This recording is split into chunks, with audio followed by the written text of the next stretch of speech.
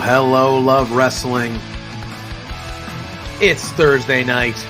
It's 8 p.m. And you know what that means. It's another new episode of Between Two Beards.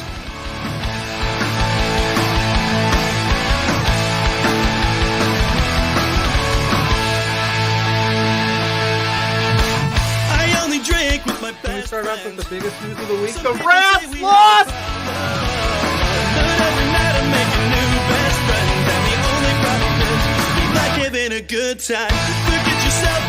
If you've got the budget, I've got the time.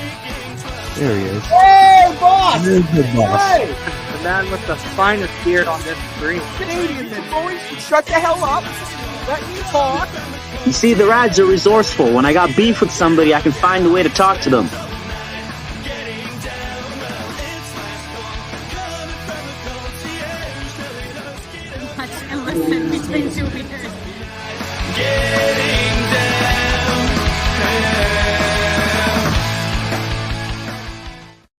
Hello. Song's a banger, bro. Song's a banger. That's right. It's been a banger for 2 years, man. It's been a banger for 2 years. Hello, love wrestling. How we doing out there? It's Thursday night.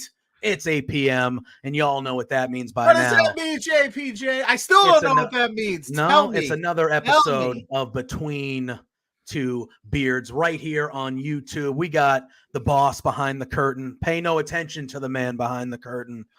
He says he only drinks with his best friend. Banger, dude. We got our friend Sierra popping in saying hello. Always good to see you. Thank you for being here. That's not like my new gimmick. Wait, what's your new gimmick? This wasn't run by me. I called him what I said he was super duper McFly A1 steak sauce earlier, and he was like, "You're fired." So I can't believe. When the hell did you say that?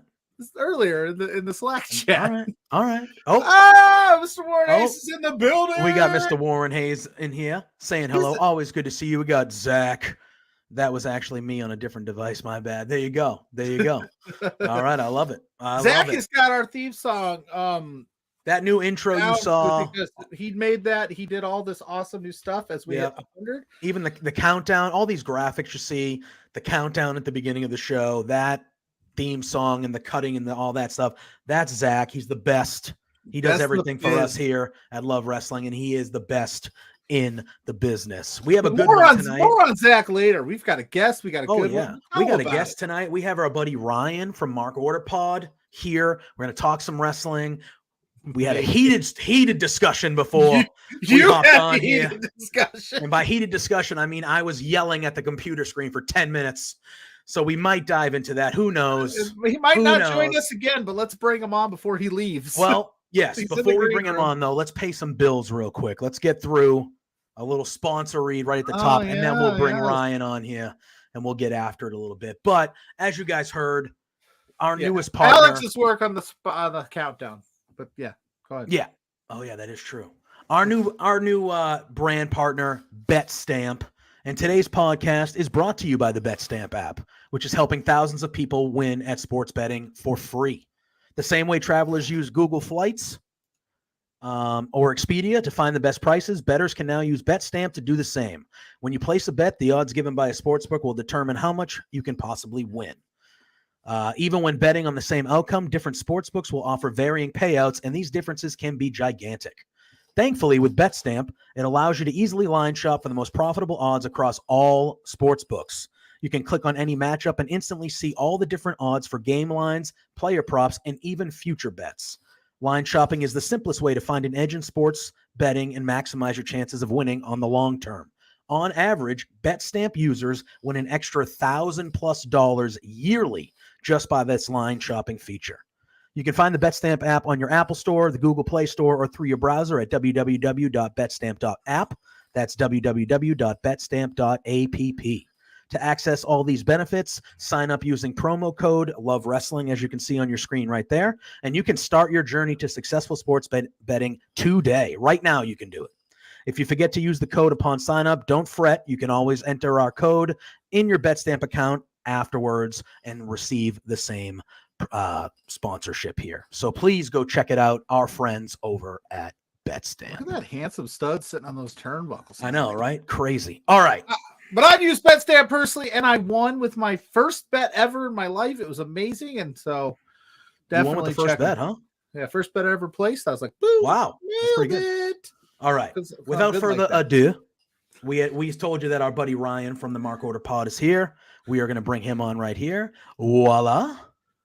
That is a mighty fine background. What is up, That is a friend? nice background. I like that background. Fits in well. Before we begin, I got a question. Yeah. Did you use BetStamp to bet on the Sixers Celtics game? I can't. If I did, though, I would bet on the Celtics in his tonight. city. I could have, but I didn't want to come on and brag about all the money I would have made if JPJ. Yeah, Massachusetts just legalized sports gambling in March. So a lot of these. So technically, I've been told soon I will be able to use BetStamp, but right now I still can't. I was just wondering how you'd feel about the Sixers cutting the lead to 3. I didn't know. Oh, I'm all right. I feel good. I think it's all right. Again, this whole thing started before you even popped on in the back. Pluggo was like, "Oh, Celtics game tonight." I was like, "Yeah," and I said, "I hope they lose." That's what I said. I said, "I hope they lose." So in the chat, listen, Brian, before we dive deep, before we get heated, let's have some fun here. So in the chat, we got Warren Hayes, we got Killjoy in the house. And this is where you yahoos have gone. HCW here. That's HCW there. Our That's buddies at HCW. Baby. Hell yeah, man. We're new home here at YouTube. We have this fun feature now that we're on YouTube. If you super chat something, you're guaranteed that JPJ will have to read it on air. So if you want to disparage any Boston sports team or any Boston sports figure, if you super chat it is guaranteed that he has to put it on the screen and read it. And I just think that would make my day. So feel free to do that. But yes, continue, boys, as you were. No, I said I wanted. All right, fine. Ryan, how are you today, sir? Yes, how about that? How about we welcome our great. guest? Yes. I quite enjoy that I didn't expect when I was invited on that I'd have a rival sports fan on, and I'm actually very happy about that. He told me right before you opted, he goes, he's Philadelphia sports fan, and I was like, oh, interesting.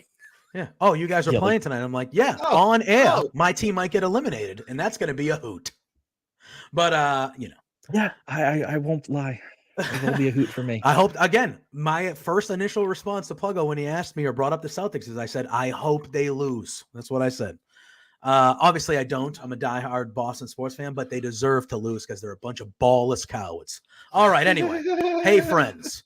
And then Spencer says, also, if you'd like to send a $10 super chat, Spencer will hop in and show you how much yard work he's gotten done tonight. Are you, if you are in Daisy Duke cutoff shorts and a sleeveless tee, I'll send the money myself. Wow. Let's get so you want him in the filthy Tom Lawler getup? Yeah. Wow. Yeah. I'm gonna go see Filthy Tom Lawler next month. I'm excited. Hell yeah. I haven't seen him in a while. There you go. Over at Black Label Pro. It's gonna be fun time. That should be good, fancy wrestling. I don't think he's gonna dress fancy for that. There you go. He said nope, jeans and a ranch jacket. What is a ranch jacket? I think of the same thing. Like a Hidden Valley jacket? Like it's like got the brown with does it have the brown tassels?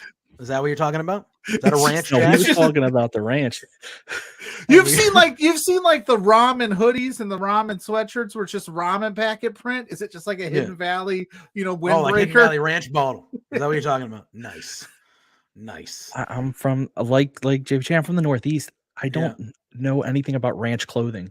No. He said a jacket you wear at a ranch, Pluggo. Do you live on a ranch, Spencer? He lives in Canada.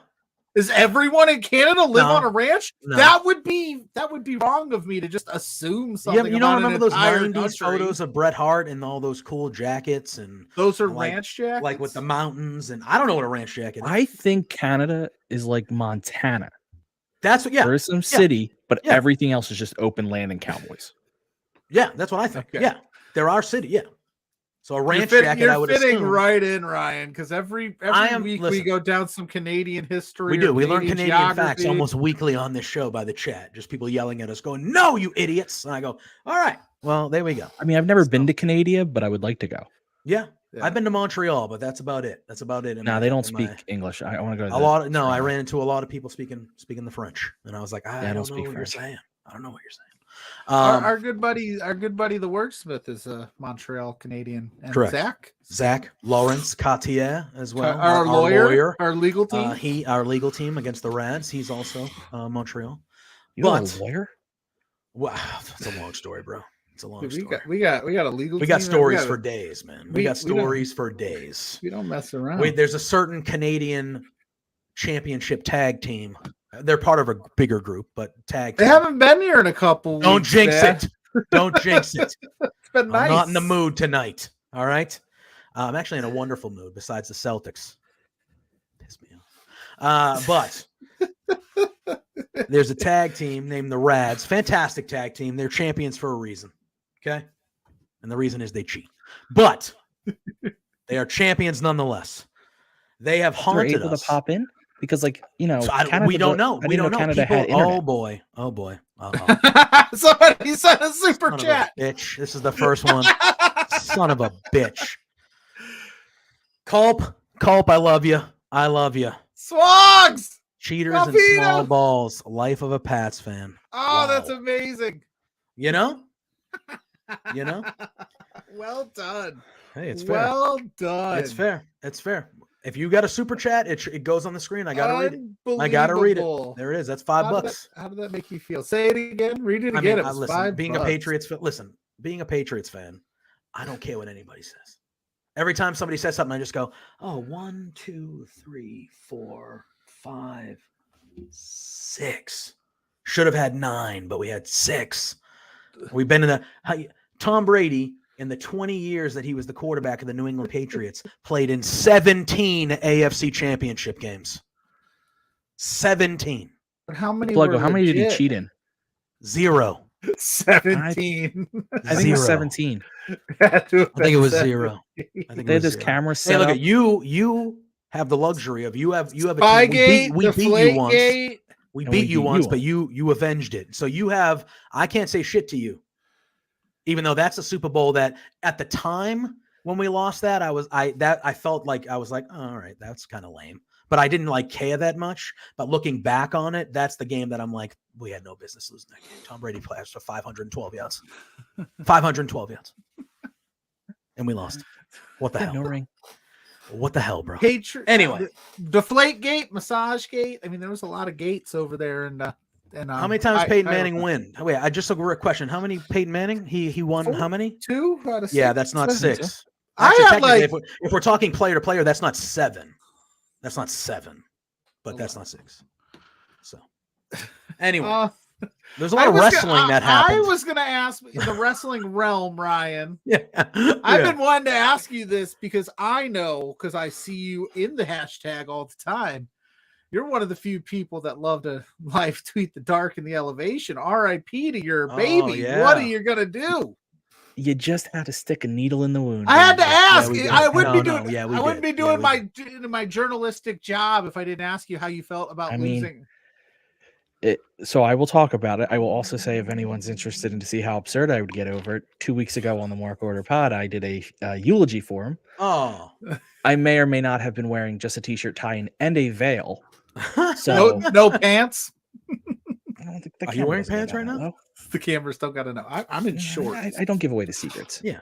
That's they, for they can't see below here. It doesn't really matter what's going on. There. Exactly. You know? Learned that early on. Yeah.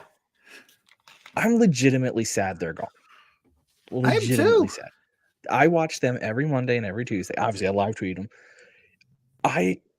There's so much wrestling on. It's hard for me to follow like all the indies, but I love seeing that talent. It was the easiest way to get used to everyone, and then I could follow people that I wouldn't have otherwise known about. So Yeah. I mean, there's wrestlers all over that. The first time I ever saw them was Darker Elevation. It's like, okay, now I know to go Google your stuff. Yeah. Right. And I don't get to do that. And I'm hoping ROH kind of picks up the slack a little bit on that. Not Yeah. too much because I And do want we it to be think- more competitive. What do we think about Rampage? There's Rampage. So we're assuming next week, and we'll talk about Dynamite. Obviously, I do want to start with Backlash when we start diving into the wrestling stuff because chronologically it happened on Saturday, and I just got to talk about it because that was a magical shit. But do we think once the announcement is official and we know, hey, this is happening, Collision, a second major show, we're treating on the same level as Dynamite, do we think Rampage maybe Texas? It's still going to be on television, but does it take another step back and become maybe have a more resemblance of what Dark, the original Dark, maybe was?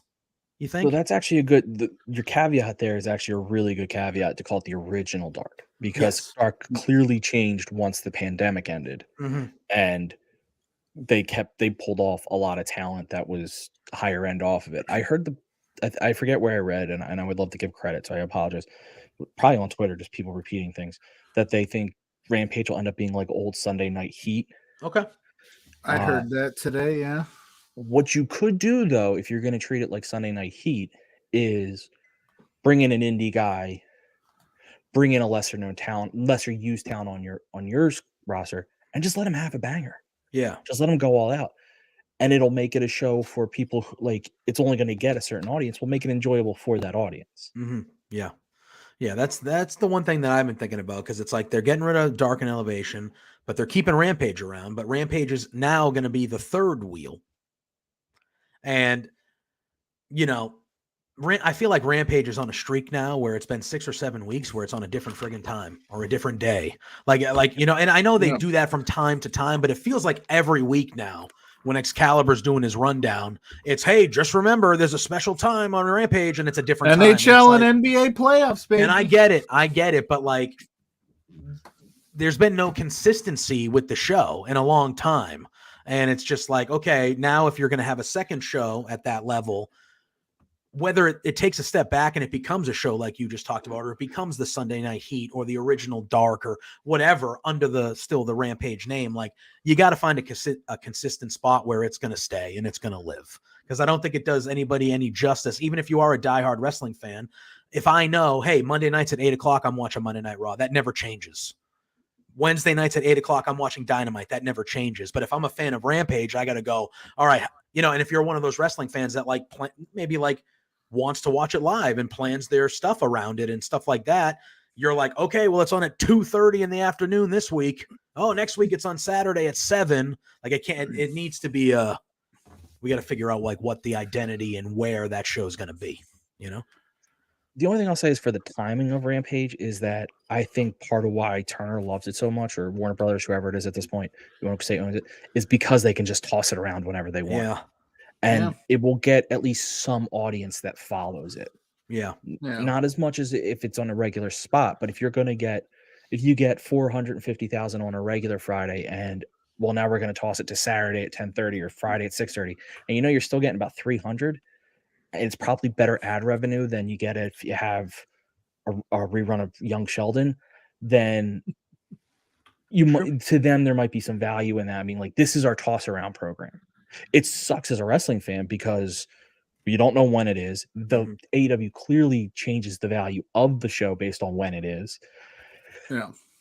Which, again, I guess Saturday would hopefully even that out, where it's like, I don't care what Rampage is anymore because now I have 4 hours of really good wrestling really good AEW wrestling every week that I can watch. Yeah, it's true.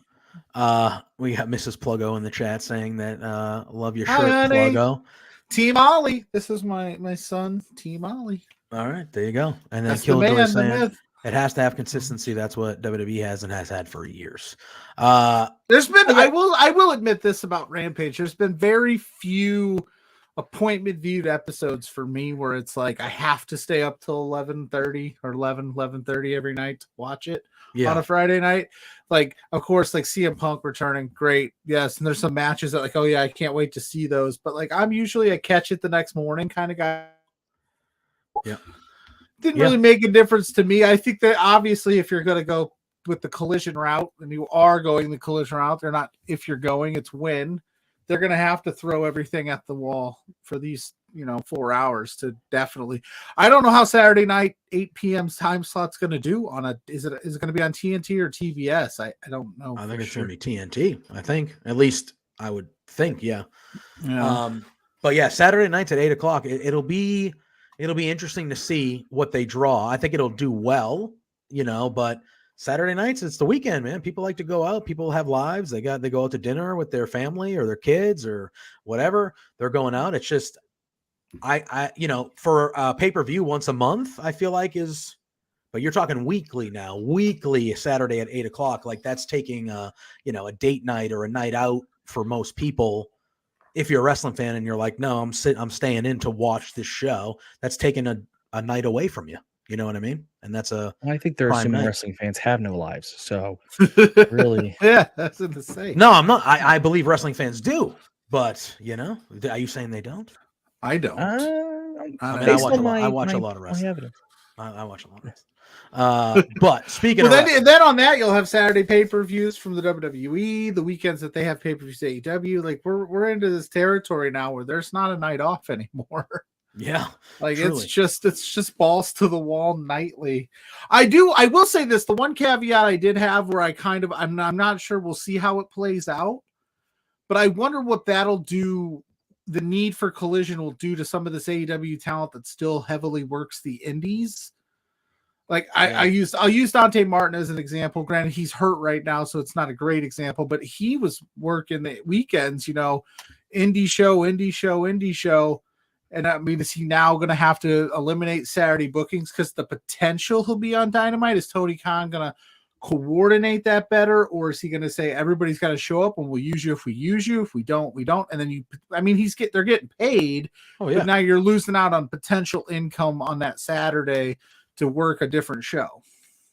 So I'm interested to see how that plays. I had not thought about that, to be honest with you, but that's actually a good call out. Yeah, because I think Malachi Black is working an indie show this weekend. I think ICW, if I'm not mistaken. I think I saw him booked. Like, would he not be able to do that now? Like, I'm interested to see how. I would love to know how that works, how they coordinate all that. How does Tony Khan take request offs like a normal job? Like, did you put your request? Yeah, you probably have. Yeah, I would think you'd have to put if you want some time off. Yeah, right. That's the rules. You want to go work? You want to go work what? I know. You weren't going to use me anyway, Tony. I mean, maybe they say you have to, every guy has to be available at least 2 Saturdays a month. Yeah, something like that. And they could do that. They could do that. Because indie bookings was a big deal for AEW. That's one of the advantages for wrestlers is they could go other places and make some money. 100%. But I mean, if it's going to be live on Saturday, the travel involved. So you got to probably travel to the destination Friday night. So that eliminates a Friday booking. You're going to be there Saturday all night. Then maybe you could squeeze in a Sunday show, but that, the Sunday shows aren't as plentiful as the Saturday in the independent scene. So I would be interested to see how that plays out. That was just my first thought there. Of course, if the indies are smart, what they might try to do is bookend their shows around where AEW is traveling on a Saturday. Yeah, that would be a good Friday show and a Sunday show, and that way we know one of those 2 nights maybe we can grab a talent, either come in early or stay late. Yeah.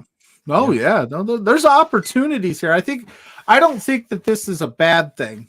I know that it sounds like we're talking about some of the negatives of it, but I think more wrestling is good. And like you said, if the independent promotions around that area could figure it out, maybe they could land themselves I'm trying to think of a name. Like I said, I use Dante Martin only because I've seen him on the indies, or like Buddy Murphy, Christopher, or something like that. Yeah, like the GOAT, Orange Cassidy. He's so good. He's so good. You know what? We're talking about it. I still get pissed off that people that don't understand how good Orange Cassidy is. You want to talk about fired up, man. He's the hottest. Still pisses me off. I tweeted it last night. He's the hottest champion. He's the hottest wrestler in the world, in the company. In the world, mate. When was the last time he lost? Hold on. First of all, the hottest boy in AEW is Peter Avalon. After you establish that, yes, we can say that, yes, you're 100% right. I've been on Orange Cassidy's train since he started in AEW. I don't know, dude. Hook is pretty good looking. I ain't gonna lie. No, he's not pretty Peter. I don't see pretty Hook. I see pretty Peter. That's true. Still, one of my favorite moments of all time was when he was holding what's that other the big guy's name? Benoni. Yes. They had that match. Cesar Bononi. They had that match on Dynamite. It was during the pandemic era, and after the match, he was holding him like he was like a dead person in a movie, like just crying, like raw. I laughed my ass off for 10 minutes. All right. So, I mean, we've been talking about AEW a little bit here. We can talk about Dynamite, Backlash, which was a rousing hit, fun show that happened last weekend in Puerto Rico. Pluggo and I obviously haven't talked about that yet on air, so I would definitely like to dive in there. And Did you forget that you hopped into the reacts? I did, but it's late night. Not everyone that watches this show that's here goes to there. I hung out with Ryan on the Fight for Watch. Yes, I know. Very good. I've been on there a few times with Ryan myself, so it's always fun, those watch-alongs over there. So, and this was a fun event. This was fun. I was in at least the chat where the link is shared, and I was chatting in there a little bit, but I thought from the jump, from the second that event started, that crowd was as good a wrestling crowd as you will ever see. You could tell that they had been waiting 18 years, 19 years, whatever it was, and they were ready. And they were ready to show out. You saw it on the SmackDown the night before. You got the hint, and it was like, okay, they're jacked up to be here. And then I thought it was just even another level with Backlash, let alone, which we'll get to, the Bad Bunny match was just, what a spectacle that thing was. But it started off with the Bianca Io stuff, and just they were so into Io Sky, and they were booing like it was a complete Bianca. I know people have been throwing up. She got the John Cena treatment, where the crowd was like, "Yeah, no, we're gonna boo you. We don't like the good guy, the good person here. We're gonna boo you. We want Io to win." And it was different. That doesn't happen with Bianca, because Bianca's excellent. And Bianca usually gets that babyface reaction because she's so good and everyone likes her. But that crowd was like, no, we want Io. And it was just, it set the tone. I think it set the dynamic of the evening of how involved that crowd was going to be. And then they had a banger of a match on top of it. I think they should have gave the belt to Io. I think they should have called it in the back. Bianca has had the belt long enough, and she's had the belt for a long reign here, that I think that I heard a lot of people saying the same thing about the other women's match because of everything that was going on with Zelina and the emotions of the crowd and her clear emotions. And they friggin' said that she was dedicating it to her father, for crying out loud, and all this stuff. And I heard a lot of people, on social media saying the same thing there. Oh, you should have made the switch. Like, that would have been what a moment. But I feel like at that moment with Rhea's title reign, just getting it back, you couldn't do that. But I feel like Bianca has had such an established run here and had the title for so long that I think with the reaction that Io was getting, you could have made that decision and it would have worked. That's how I feel. No, Do you agree? You're the guest. You hop on in, man.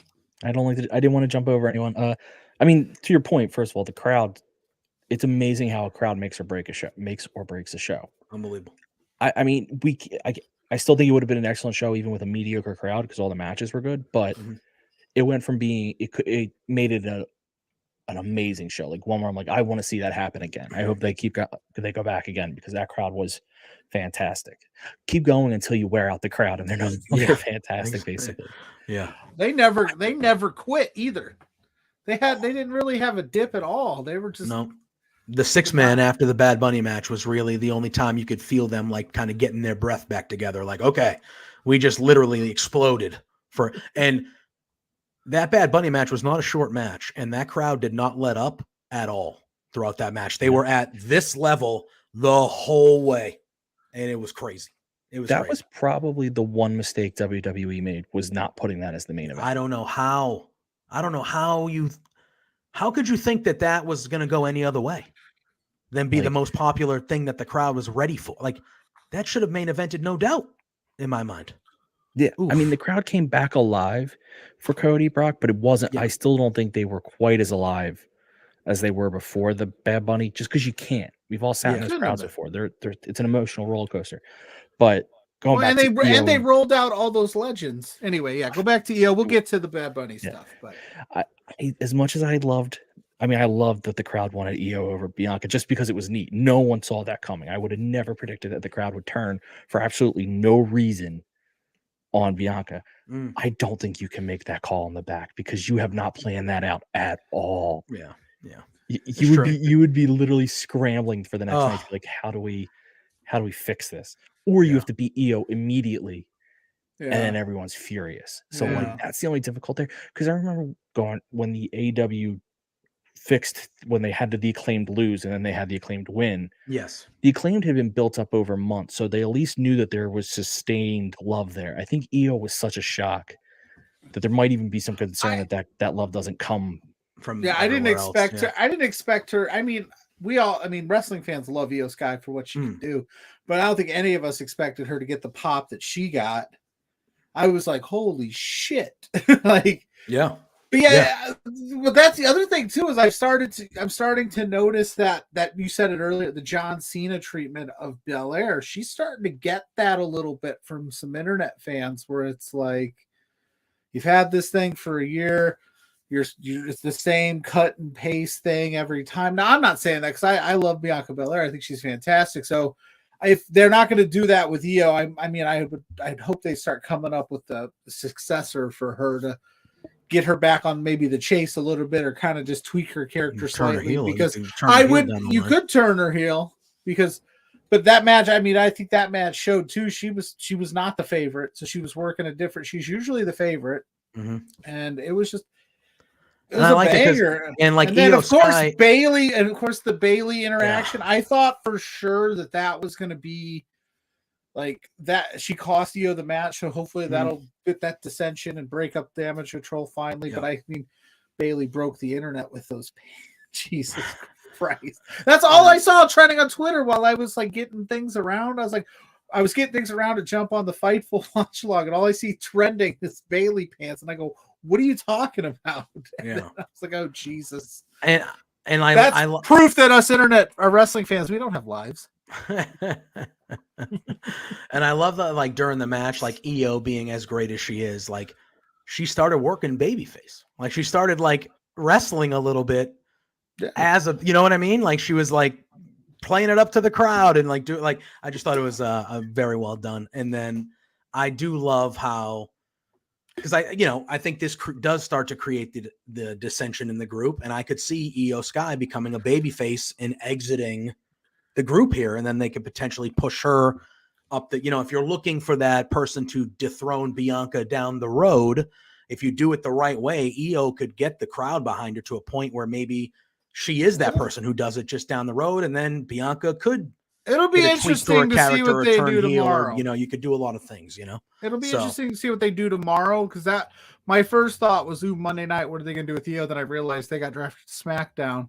Yeah. So do they ride with the wave of Io, what they saw on Saturday, or is this another classic like, oh, that was a cool moment, but we're going to just move on to something else? I hope that they ride with it. Well, I think part of the problem, you want to talk about the crowd starting to turn on Bianca a little bit. I think a part of the problem is the booking, because it's been that way.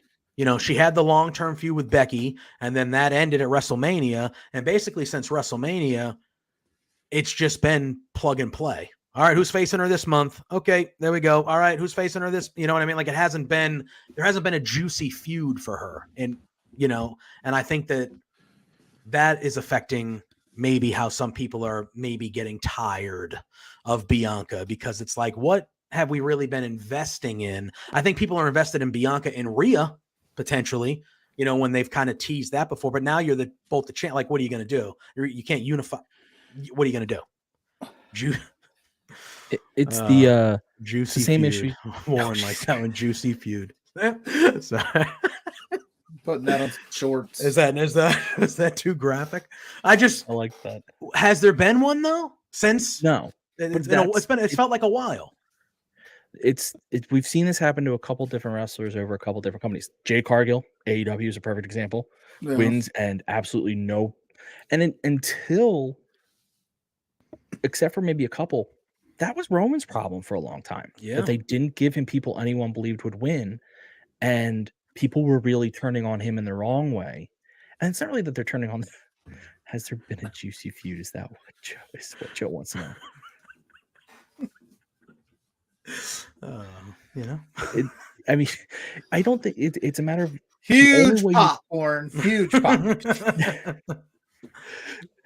The only way you can express your displeasure for booking is to boo the wrestler. When I don't think people actually have a problem with Bianca, it's just that they're like, "This is boring now."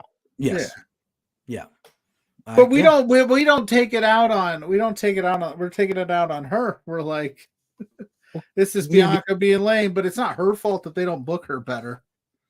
Well, the problem is that Triple H or he who shall not be named aren't going to stand in front of the crowd and say, "Tell me your thoughts on the booking." So the only way you have to express it is with the wrestler coming out. Yeah, it's true. But all in all, like, obviously Bianca wins. She is now going over to SmackDown. Champion. Yeah, the Raw Women's Champion on SmackDown, and Rhea, the SmackDown Women's Champion on Raw. That's what we're doing, party. So it was. We'll see, kind of like you said, Pluggo, where things go. I think we talked about this on Saturday, Ryan, if I'm not mistaken. But if not, if we have, refresh my memory. If not, this will be the first time I ask. What do you think? What do you think they should do with the titles? They got Bianca on SmackDown, Rhea's on Raw. Obviously, they're branded the Raw SmackDown Women's Champions. Do you just rename the belts? I don't want to see them do a silly just here you go, and then they go to their brand. No, they better not do that. They better not do that, because that was lame when they did it with the Street Profits and New Day. They did it with Becky and Charlotte, and it ended in disaster too. That's right. The part of me that wants to see the world burn just wants to see that because people will lose their mind. We will. But realistically, they just need to rename the belts. Yeah. I'd redesign and rename. I think everyone's sick of the design. I think you get rid of the color scheme because that's just stupid. And say, this is the women's world heavyweight champion. This is the women's, I hate Universal, so find another, WWE champion, world heavyweight and WWE champion. And then they could just, and that way, whenever they trade or they flip shows, it doesn't matter. It's whatever the belt, that belt can go to either show. Yeah. Look what you've started. You don't remember that where they were like almost. Oh, I do remember it. I tried to forget about it because I thought it was absolutely. It was legendary. Hunter Hearst Juicely. Hunter Hearst Juicely. Yeah, juicy feud, man. You could do title for title, but then you're gonna run into the same situation you have with the world title right now, which you have to create a second one because the guy who has the first one ain't on the show. I don't know. And then we got Killjoy saying, wait, are we going to kind of throw Belair's title run away because of one off pay-per-view in Puerto Rico? They went to a place that doesn't have WWE as much like we do, and because that crowd turned, we're questioning it. No, I don't think we're throwing it away. I think we're just asking kind of like, okay, we see now like Io's hot. She had the hot crowd, but like what's next for Belair? Because she has had this thing for over a year now. At some point, I mean, I don't know. I mean, they want to give her the Roman Reigns treatment. I don't think she's going to hold that thing for 1,000 days. No. She already passed the longest reigning Raw Women's Champion, right? That already happened this past week, right? Yeah. 400 days plus or something like that. And Warren agreeing, saying Bianca's been cold for a while. I'm with the boys. It was a problem before Puerto Rico. Maybe we name one of the belts the Juicy Universal title and the other one's the Juicy World WWE title. Juicy Heavyweight Championship. I don't know what podcast JPJ told you were coming on today, Ryan. I'm sorry. Oh, we are not professional by any stretch of the imagination. Have you seen us? We are the least professional. Yeah, no, I know. Yeah. Wednesday nights, man. I pop in. I guess do a good job. I love it. It's fun. But we're not professional, and I'm probably the worst at it. So I fit right in. Oh, I like Warren's right here. The Juiceversal. The Juiceversal world title. That's it, man. That's it. That's it. I'm just saying. But we then had what? Yeah. I was just gonna say the phrase the Juicitude Guerrero. I was literally thinking Hoovy Juice the whole time. Hoovy Juice. Yeah, Hoovy Juice. Yes. God damn it. Off the rails. Thanks, Warren. No, we're good. No, Warren liked that one though. Warren got the Hoovy Juice. Then we had Omos's best match of his career, easily, I thought, with Seth Rollins, who I think is the betting favorite to be the new WWE World Heavyweight Champion. I thought this match probably had no business being as good as it was. I thought the Omos Brock Lesnar match at Mania was pretty decent. I thought it was better than I thought it was going to be. And if anybody could get a good match out of Omos, it was going to be someone like Seth Rollins. You know, he's that good in the ring, and he got a pretty good match out of it. In my opinion, easily Omos's best match that we've seen him in, easily. Seth got the win. And then obviously that carried over to Monday night, where he became the Raw representative for the new World Heavyweight title. But I thought this match was, what I loved most about the match was Omos right at the beginning interrupting the crowd singing by kicking Seth right in the face. I thought that was like, cool. All right, that was cool. Good for you. And then they actually just had a pretty decent match here. I think the right guy won, especially if you're going to go where you're going to go with Seth. Like he hasn't had many signature, his two biggest wins in the last like 6 or 8 months were Logan Paul and Omos. So Seth needed something if you're going to make him the first step. It's true, right? Yeah, I feel like he never lost to Roman, but I feel like most of the other big matches that he had lately were L's in a while. So, well, I mean, he lost a bunch to Cody. Yes, 3 times in a row. One with one arm. Yes. Yeah. Clear. Yes. So, but yeah, I thought this match was really was pretty good. I thought this match was pretty good. The crowd was still into it. Seth is obviously super over. Yeah, I mean, I don't really have much else to add. If anybody agreed or thought it was not great, or I just thought it was pretty. I thought it was Omos's best showing. I'll give him that. If it would have been a huge knock on Omos if he couldn't have a good match with Seth Rollins. Like if you can't go in the ring with him and still can't have at least a decent match, then you truly just can't wrestle. So it was good for him that he did have probably his best match. I mean, in fairness to Omos, and I say this a lot to the big guys in WWE, they're required to wrestle a certain style. And it's not most people's favorite. So it's tough sometimes to, I mean, I'm not saying he's got like this secret skill that we aren't aware of, but I do wonder what he'd look like if he was allowed to, not just chop people and grip them, do the iron claw on people's faces and everything. Yeah. I was disappointed in Seth's outfit. I expected more. Yeah, it was a little standard. Yeah, I wanted more. Yeah. Thank God for Zelina. Oh. All right. Don't forget, if you're in that chat, hit the like button, hit that bell for notifications. Correct. Let us know. Let YouTube know that you're happy that we're here finally. We're back. We're live on YouTube, our new home, fresh coat of paint. I thought the match was fine. It lasted a lot longer than I thought it would. Mm-hmm. That's really all I got to say about that. You mentioned that damn heavyweight world title. We can get into that. Oh, later. We'll talk about that because I know you got some thoughts. I know you got some thoughts. But like how you make you make a belt for Raw, but SmackDown guys can potentially win it. What? Don't the SmackDown guys have a champion on their show they could fight for and challenge if they get on a roll of wins or something like that? Don't do it. What are we talking about? Anyway. Finish this back. If you want to finish this backlash, we'll go backlash. We'll talk about that. Anyway, I thought Omos and Seth was fine. Seth, like you said, he can have a great match with anybody. He's very talented, and I think he let Omos shine where Omos needed to shine. He sold his ass off for him. It is so dumb, fellas. I'm about to pop off here in a little bit about it, Warren, but we're gonna cruise down this backlash card. Let's move on because we had the triple threat match for the U.S. title.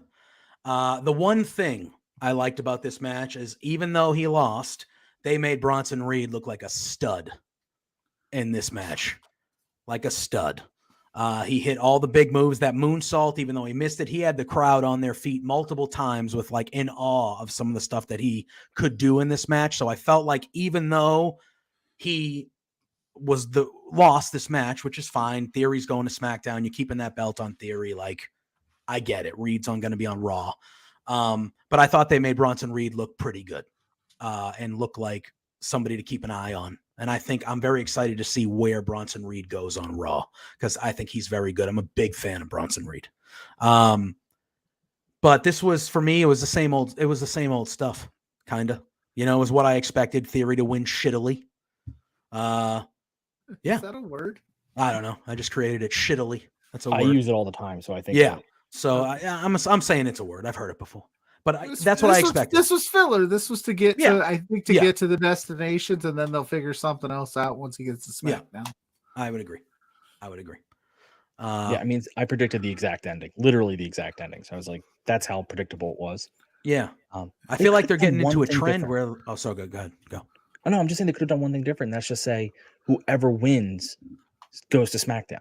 That's all you had to do. And at least it would have added some intrigue to the match. Yeah. Yeah. And I feel like WWE is getting in. I feel like we've seen this triple threat stuff a lot, where it's some guy hits a big move, other guy throws him out of the ring, and blah blah blah blah. You know what I mean? I think they were like, hey, that's how the easiest way to win the triple threat matches in the WWE video game. So how about we just make that happen in real life all the time? It's the only way to win the triple threat. Literally, match in the WWE video it's game. the only way you can win a triple threat match in WWE 2K is if you hit a finish a move and throw the other guy out of the ring and pin the guy. And they're like, let's just do that for all of them now. Fun sidebar. I was playing WWE 2K with Owen, my littlest son, the other day, and for some reason Logan Paul's the Universal Champion. Somebody must have put that belt on him, and he walks down, and I was like, wait a second, what the hell? Who did that? Which one of my kids was like, Logan Paul, the YouTube star? Let's give him a belt. I wouldn't be shocked to see it someday, to be honest with you. If Warren's still in the chat, let us know how you feel about triple threat matches, especially for titles. He loves it. I know. We then had, though, and you had mentioned her earlier, Ryan, we had the SmackDown Women's Championship match, and it was I believe this is Warren saying, don't get me started. Don't get me started. It was Zelina Vega versus Rhea Ripley. The story of this match, the flag, the outfit that Zelina Vega was wearing, and the pure emotion when she was announced. And just the crowd really getting behind her, and the emotion you could see on her face, how she was really touched and moved by that moment. And she, she's been around for a long time. Okay. She was in TNA and she's been around for a long time. I feel like some people don't fully understand that. They just think, oh, Zelina Vega, whatever, blah, blah. It's like, no. She's been doing this for a long time. So that meant a lot to her, and you could see that it meant a lot to her. And it was a cool moment. I thought the match that they ended up having was pretty good. The crowd was clearly behind Zelina, obviously. Obviously. And when Rhea won, the crowd wasn't thrilled. They kind of, they did take a dip there. They really wanted Zelina, but Rhea was, I think many of us thought that, who doesn't want to see a miracle happen in front of their eyes? That's what that crowd was. And we talked about it a little earlier. There are some people, a lot of people that thought that this is where they should have made a change in the back and said, hey, I think we got to, for this moment with the emotion. Yeah. You said, I think Warren Hayes on his show said that he thought they maybe should have as well. You think so? Because I feel like this would have been just short in terms of what you said, Ryan, the short-term thing with Io and Bianca. This would have been far harder to figure out because no disrespect, don't get me wrong. Moment's huge, moment's fantastic. I loved every second of it, but Zelina, even more so than Io, didn't really have much of a direction until this whole LWO thing, and she doesn't do a ton with the LWO. And I can't remember the last, she was the queen of the ring, so you got that going already, but you did all that work for Rhea Ripley to kind of just, I don't know, but she ended up getting just the break speed off of her, but they did give her the nice moment at the end, which I thought was fantastic. Oh yeah. It was a beautiful moment. Don't get me wrong, but they could have had Rhea win the belt right back at Raw. No harm done. Go ahead, Ryan. Go ahead, Ryan. No, go ahead. Go ahead. People would have had issues with that. There would have been, what are you doing with your belt? How dare you hot potato it? This is stupid booking. I'm not saying I agree, but that's what the reaction would have been. Yeah. Is that this was a stupid move. People, as much as we clamor that we thought it would be a great moment, people then get mad about the outcome of the moment, like that you actually have to live with the ramifications of what you did. So I'm with that they could have made that change, but it would have the next night, and then you would have had half the world just screaming at you, and then you have to rebuild Rhea a bit because how does she lose? You would have had to have her lose in like a really weird fashion so that she didn't look weak.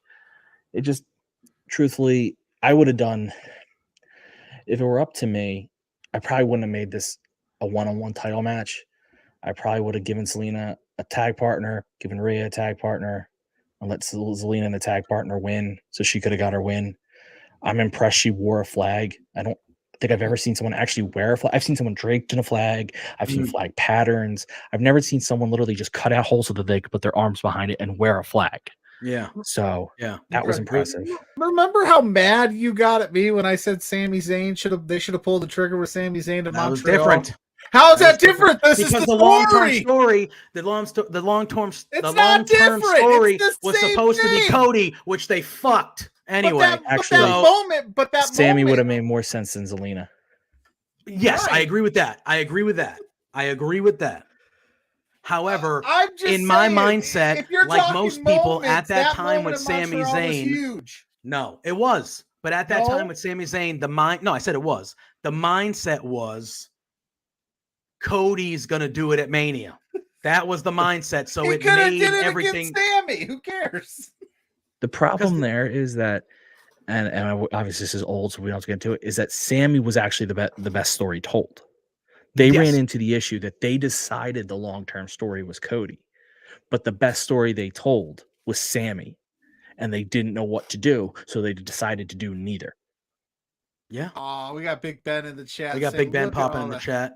You Look at know, all that doing big his thing. dong on this goddamn dong on the screen. Nothing but wangs and beards. I'm impressed. We got Warren spitting hot facts in the chat that Pluggo is the man. He Look, is. I was the reason because again I'm not going to go down the Sammy road. There's plenty of documented footage of that. You can go back and watch me and Pluggo yelling at each other for a month about that. That was the first time we had a heated dispute on this show, and we did it in the We were pre-show. We were fighting. But the Selena thing was cool. It was a great moment. But do I see them pulling the trigger there and going? It would have been optically, it would have been like, yeah, you cashed it that moment there. But then again, that would have made me go, why didn't you cash in the Cody moment? And I know that that's not the best way to approach it. Like, why didn't you cash in these other people moments, which are cashing in with Zelina here? The crowd was definitely behind her. But this is what I hope that they do with Io. Let's not forget what happened here at Backlash and just go, oh, it was a Puerto Rico thing and it's done. Build Zelina off of this. They both ended up looking good in defeat, and they showed that they can have a crowd, they can hold their own. Build it, keep it going. Don't just plug and play with Rhea. Have Zelina say something. Don't just ignore it. That's my thing. Yeah, and I think that's what you need to do. Like, I don't want, like you said, I don't want them to treat it like, oh, like Puerto Rico's another like bizarro world, and whatever happens there is on its own thing. Like, I will say this: if you're a crowd anywhere else, you've got your work cut out for you. Though they set the bar. Yeah. See, Ben's on my side. Ben's on my side. He said, if anyone is upset that Sammy didn't win, you're supposed to be. The business doesn't revolve around what we want; it's about what's right. But here's the problem, Ben. What was right was Cody winning at WrestleMania. And they didn't do it because they're idiots. Anyway, sorry. I have to respond to that. I do. When you tell the story and you write the logic of the story out, you every story is written, and this isn't coming from someone who watches TV, reads lots of books. You write a story and you fill in all these pieces, and you've written it to have a logical ending. Mm-hmm. It doesn't make it better because you went away from that logical ending to something else. Yeah. If you did that in a book, it'd be worse. If you did that in a movie, it'd be worse.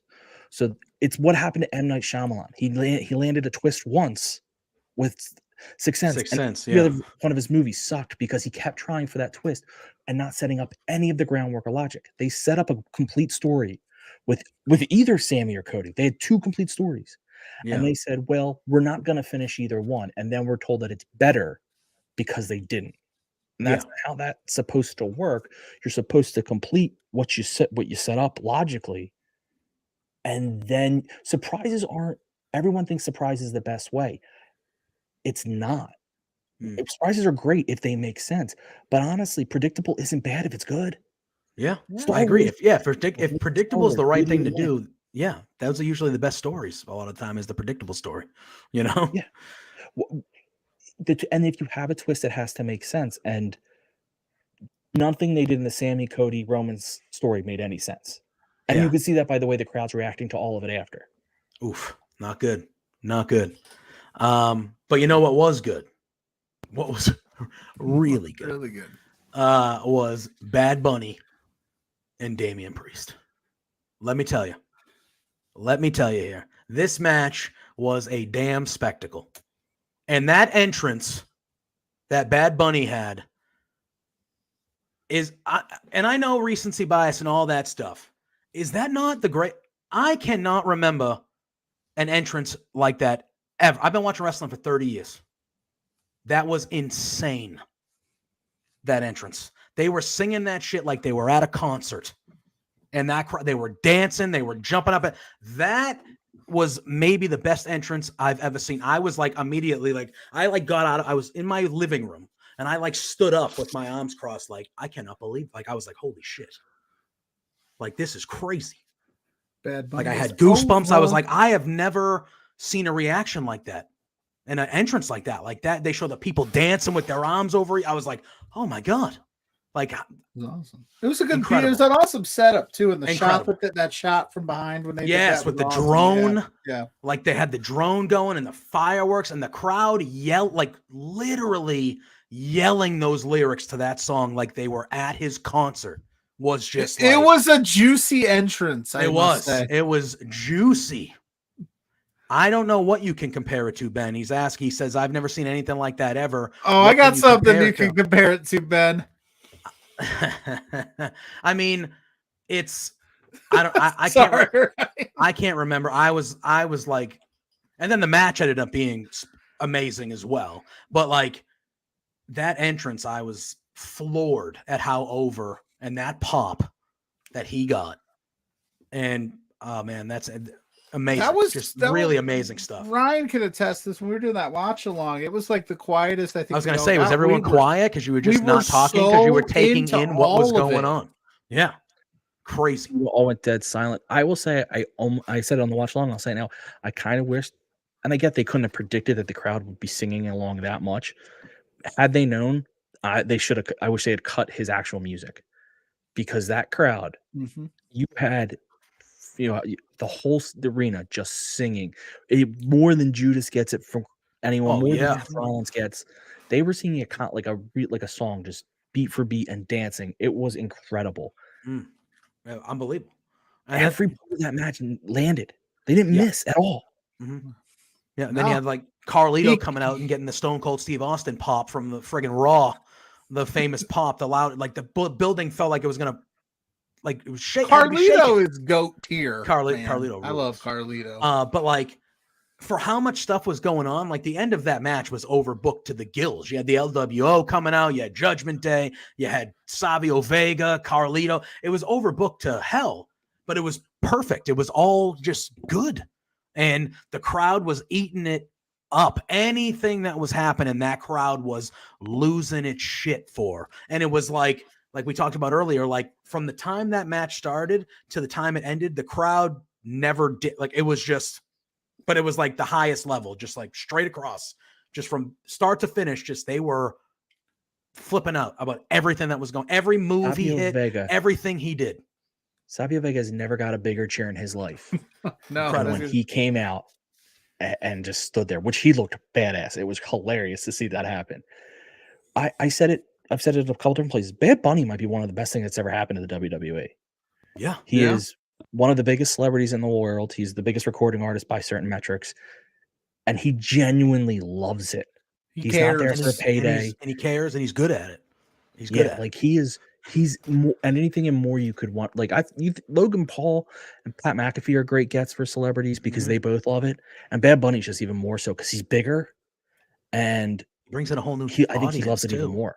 Yeah. And he brings in a different dynamic to the audience.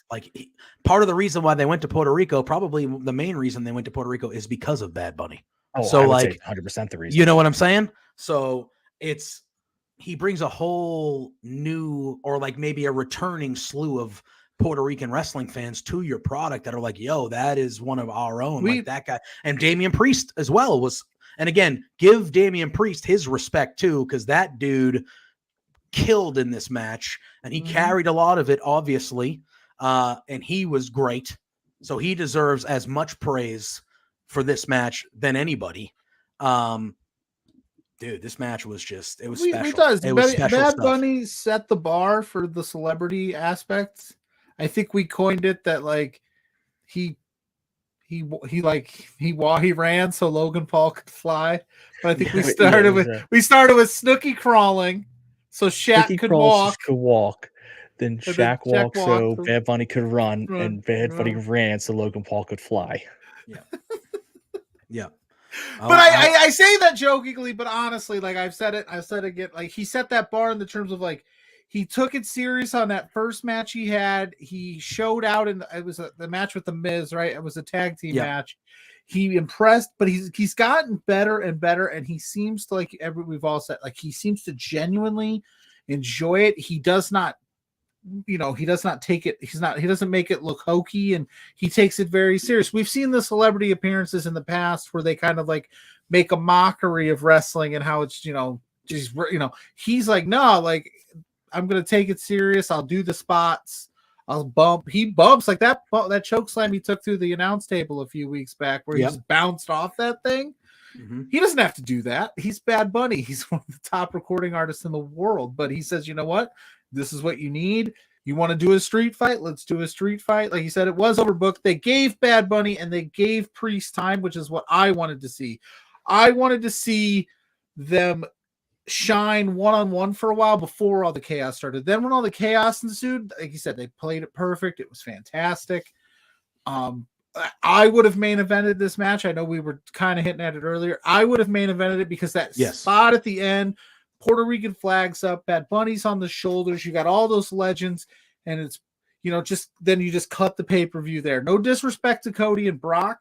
They don't, and that story's being told, and it's not the story I think we wanted, but it's a good story.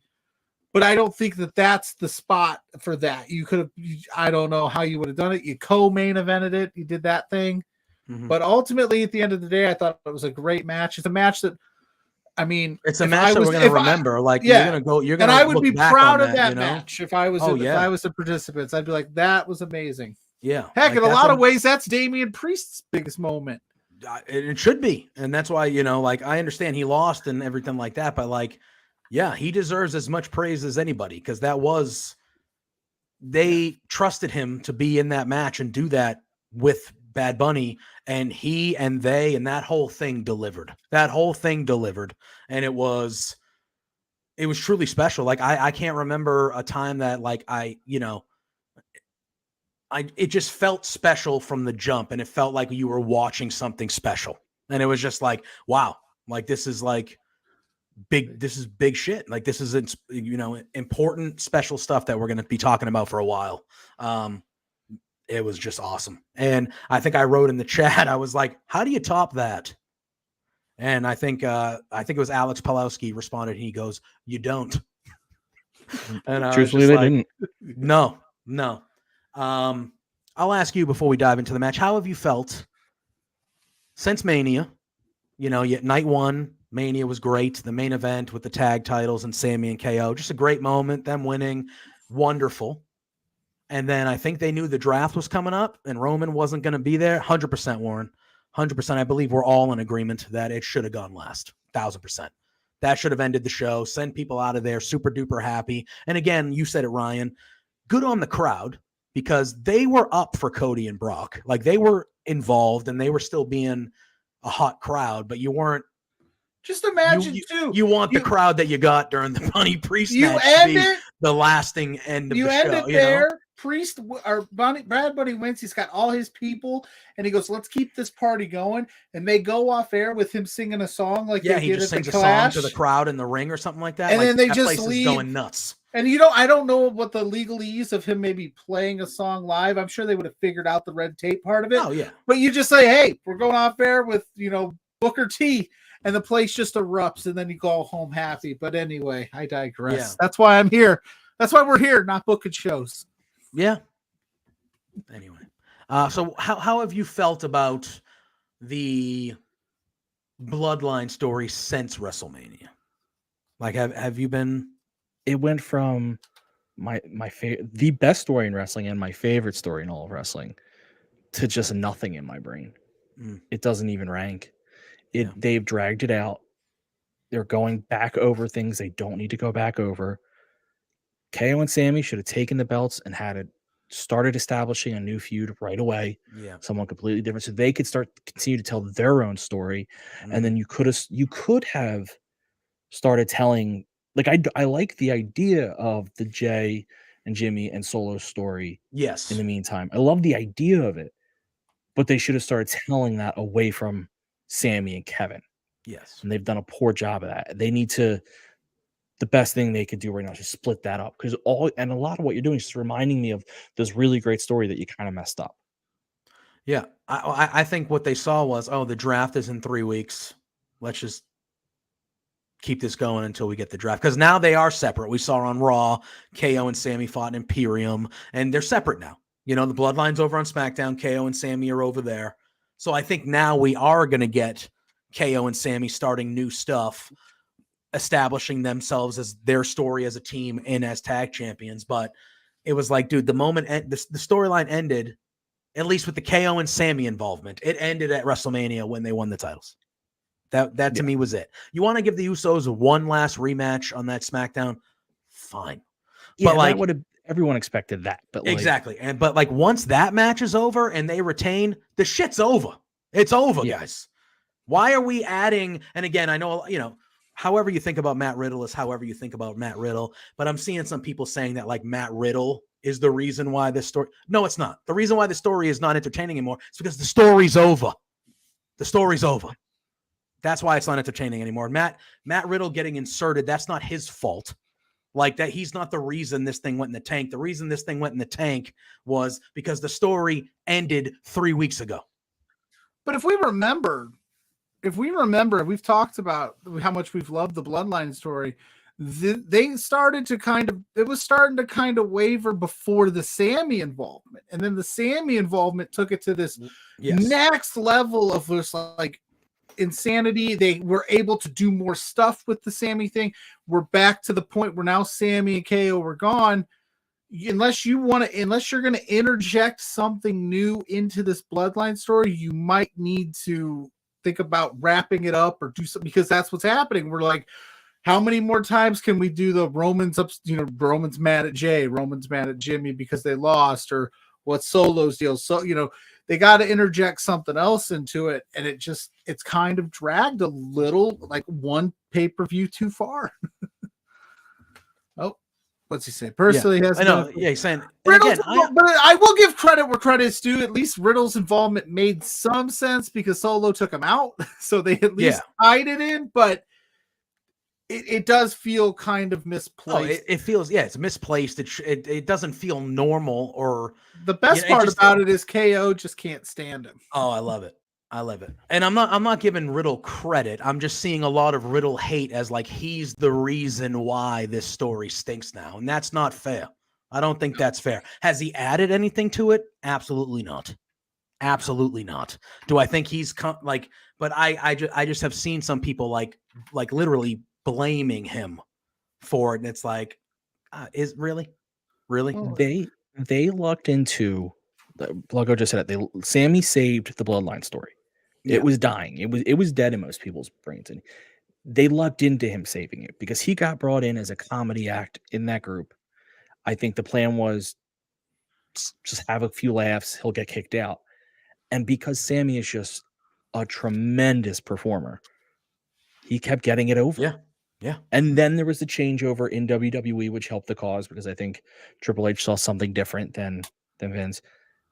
But Sammy's work, I don't think was expected. And I don't think they ever thought people would empathize or sympathize with him the way they ended up doing. So they lucked into the best story of all of the last 10 years that they've had. And now they think that means that they should just keep dragging it out. Yeah. And all you're doing is just ruining the memory of a really, really good story. Yeah, it's true. Just Um, kill it. yeah, I don't know. It's luckily now I think they're on separate shows. So, and again, like I am interested. The story now is the inevitable demise of the bloodline, right? That's the story. So I'm cool with them all being over here, and we'll just kind of work that out. And eventually, you know, we're starting to, like you said, we're starting to see the side eye of Solo Sikoa when it comes to Jay and being like, yo, what's the deal? You know, like what's going on? Are we have Pluggo frozen up there? Have we lost Pluggo? Yeah, I think we lost Pluggo. Is he just standing still? Or is he's actually frozen? If he can hold the pose that well, it's pretty good. He needs a new career. Yeah. Yeah, it's pretty good. It's pretty good. But I think we've lost Pluggo maybe. I don't know. But yeah, it's just one of those things where hopefully now when they're on different shows, different tracks, we can figure it out and we can hopefully get back to where it's been. But I feel like the last month or so has not been. Oh, it's just been boring. Yeah, it's been bad. It's been pretty bad.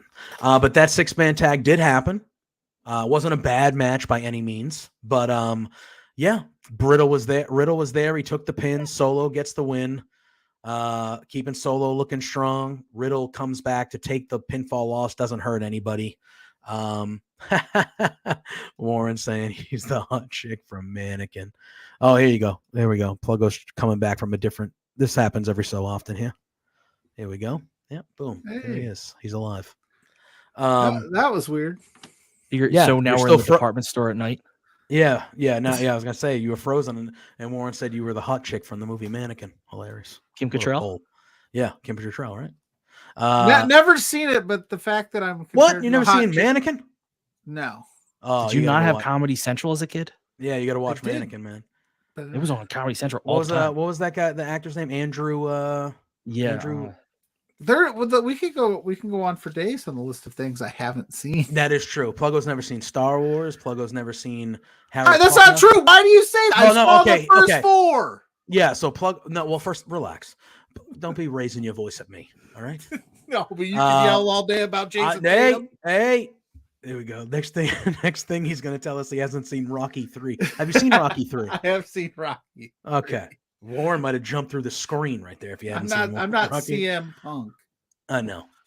Wait, so go back to the Star Wars thing real quick. Which Star Wars have you seen? Pluggo said that he never saw Star Wars, so we had a bit on the show where it was Pluggo reviews Star Wars, and so he saw 4, 5, and 6. He saw New Hope, Empire, and Jedi, and then he saw Phantom Menace, and then he tapped out. He was done. He couldn't finish. Tapped out. I don't understand why everybody loves it so much. Wow. I'm going to leave it at that. I understand. I haven't have to dive into it, guys. Like, Chad, if you want, we don't have to. He's kissing his sister. There's like there's a bunch of stuff. We had such a good thing going, and then we did. I'm sorry. And no, I've never seen Harry Potter either. My wife's a Potter stan too, which is weird that I haven't. That isn't weird. How have you never watched Harry Potter with your wife, who's a stan of Harry Potter? I don't know.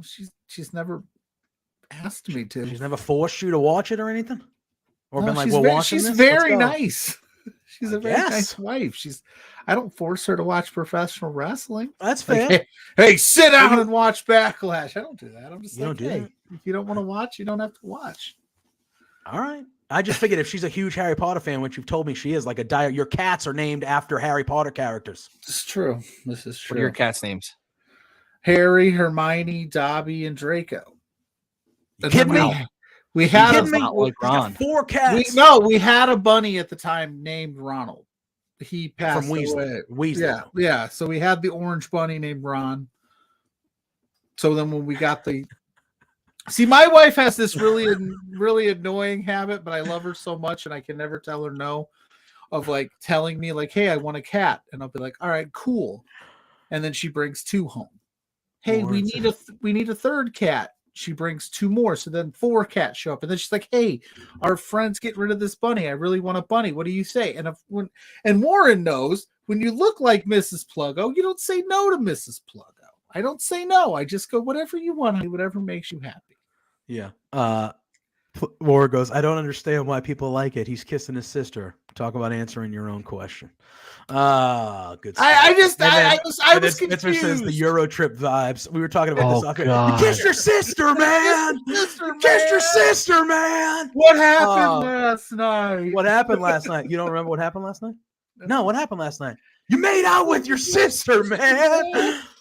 Oh, so good. I watched them. I watched them in the order I was. Actually, it's funny. It's like when I started this project that I scrapped. Project. It was a night. It was a daunting task. I accidentally started with like one of the middle ones, and Zach was like, "You're not supposed to start with that one," because I was tweeting about it. Oh man. Maybe what I just it was just never it was never something that I like grew up. It was not something that like maybe my other family members. Well, it's just never something that interests me. Like space didn't interest me. So like here's a movie about sci-fi and space. I was never into the sci-fi genre. So like I'm sorry. My roommate and I in college watched 1 through 6 in a row. One like over like a Wednesday and Thursday just for the hell of it. Yeah. But that works for everybody. I mean, there's things that I enjoy that I'm sure you've never seen. I just name one. My favorite movie of all time is The Mighty Ducks. Quack. That's the greatest, but that's the greatest trilogy ever made, in my opinion. Oh, 1 and 2, I'll give you. 3. You got to appreciate it. It's not the best. It's not the best, but it's good. But it was fine. It wasn't. They go from winning at the Junior Olympics, being the best town in the world, to they can't beat the varsity team. It's because they got cocky. They got arrogant, and they had to be checked. It takes less than a second to score a goal. And Coach O'Brien didn't know the team he had. He was coaching them all wrong. Why is it then that they had to adjust to his style?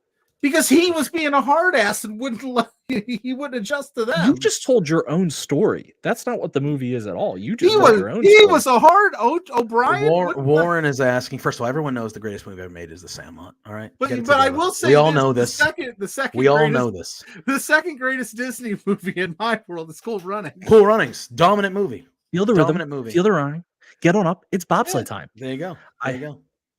I had a Jamaican girl in my one of my classes when I was getting my MBA. And I say girl, she was actually like a woman. She was like 45. And every time she'd walk in, I just sing the song to her.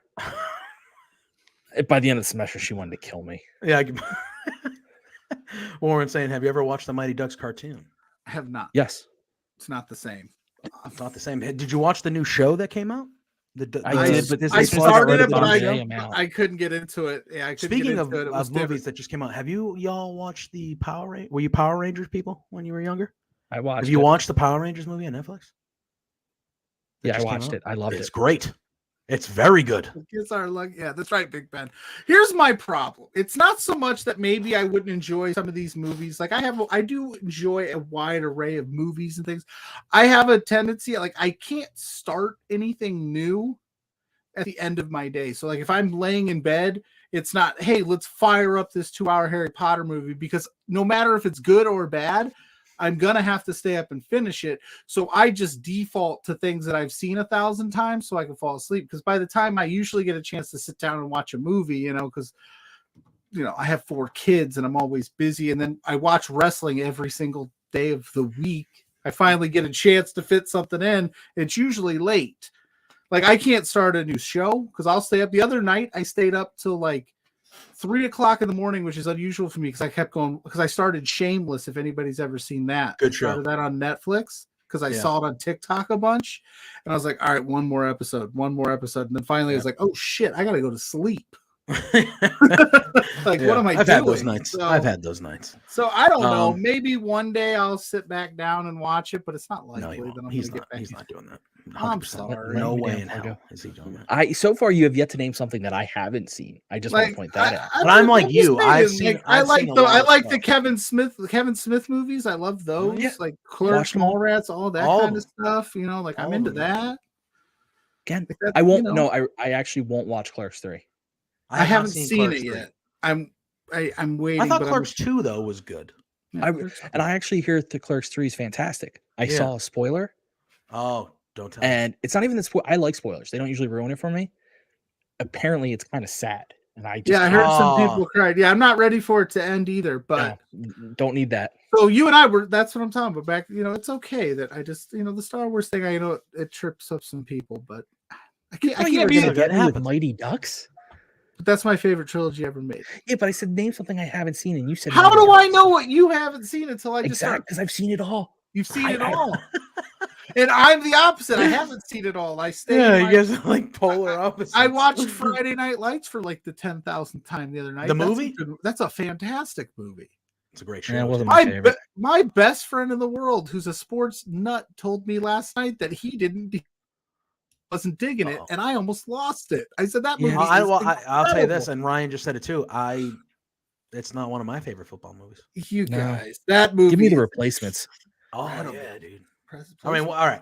See, now we're just going on all topics because now I want to talk movies. So whatever. This is what we're gonna do. What's your? So is that your favorite football movie? Friday Night Lights? Y'all Pluggo? be cool. Is that my favorite football movie? No, Yes.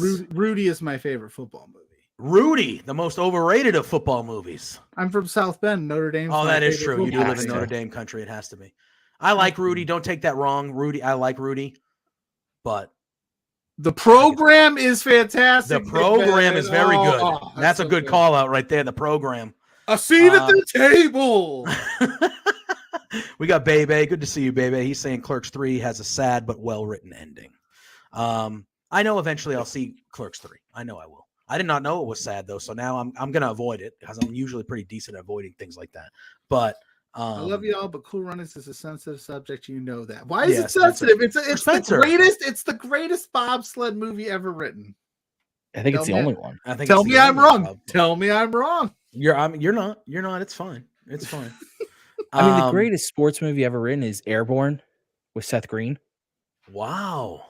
Airborne? What is that? Rollerblading? You've never movie? heard of this movie? I know The Airborne. only Okay. rollerblading movie I know is Brink. Brink was You, dope too. you knew it was rollerblading? You don't remember Well, he Airborne when they just do the said- street race? They do the street race at the end. He just said it was rollerblading. No, I don't. Now I want to my know. God. Oh yeah, that's all right. It is That so I'll go. That's a That pretty I'll good go movie. fire up and I hadn't review that next remembered week. that movie in a long time, but yeah, it used to be on TV all the time. I'd watch that last race where they're just Yeah. racing along in the city, down that, in the that street. hill. Yeah, Oh, yeah. Brink was good. Brink was good. Rank was good. There you go. There's what we could do here on Beards. If you want me to review a movie that you think I have to sports see, movie. you gotta. If you super chat $10 with the movie, in the $10. title, I, I bet you could gotta. find that.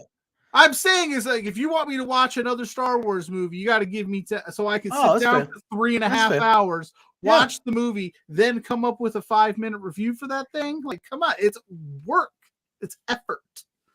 It's fair. Your Gotta be. your hourly wage sucks. Hey, I'm giving our fans a discount. If you want me to watch Airborne, I'll do that for like $3.50. Now, let me ask you an honest question here. While I know Mighty Ducks is your favorite trilogy, It is. will you objectively agree that Miracle is the superior hockey movie? No, For Miracle is a great. you've never sat and talked to me long form. I love what I love. First of all, I would make an argument. But Miracle that is good. Miracle is I will make an argument that fantastic. Mystery Alaska is better than both of those. But Oh, the scene where all the Rangers come out and they're just reading the newspapers. I've never seen Mystery Alaska. oh, really? So Russell Crowe, man. Russell Crowe. Actually, that one makes sense that you haven't seen that. That could go on. That went under the radar. It did, Yeah, but it's so- very good. But Miracle is, and I'm a Mighty Ducks dude as well, but Charlie Conway, bro. I was more of an Adam Banks kid, but Charlie Conway. Okay, Cake but- Eater. Yeah, Cake Eater, bro. well, I mean, you like Jason Tatum, Adam Banks, you like people who are soft. I get it. Yeah, apparently, because they're gonna lose, 100% gonna lose. There you go. Ben agrees with me on my Mystery Alaska take. I would check it out for sure. It's not. It's very good. just No, not it is something very I've good. ever It is came very good. across. Did you guys like Goon? Goon. I did not mind Goon. rules. Yes, I I liked loved Goon. Goon. Goon Obviously- goes hard. If you haven't seen Goon, get on that. Yeah, goes- and if we're talking, I mean, go with 69. He'll take 69. That's hilarious. It's like Coach is That's what Stifler, right? 69. Yeah. Sean available. William Scott or whatever. How's the pale ale, Stifler? Now that's my- a decent trilogy. American Pie. I never saw the fourth one. We were talking about like movies that because they had American Pie 2, then they had Wedding, and then the reunion. And they The had and then reunion. they had. I never saw Reunion was Reunion. good. I've never seen Reunion. I don't think I wanted to complete No, you from should. because It's that's very like good. seminal movies. Yeah. I was a freshman or sophomore in high school when that first one came out. 69. Yeah, Zach get is Zach in the 69. chat. 69. Shout out to Uh, Kate, 69 from Mark Orders Nice. podcast. Nice. Yeah, Nice. yeah, I love it. I love it. What's that other? Come on, man. I'm trying to remember. Oh God. Don't hurt What flavor movie? It's a hockey movie. It's one of the most. Slapshot.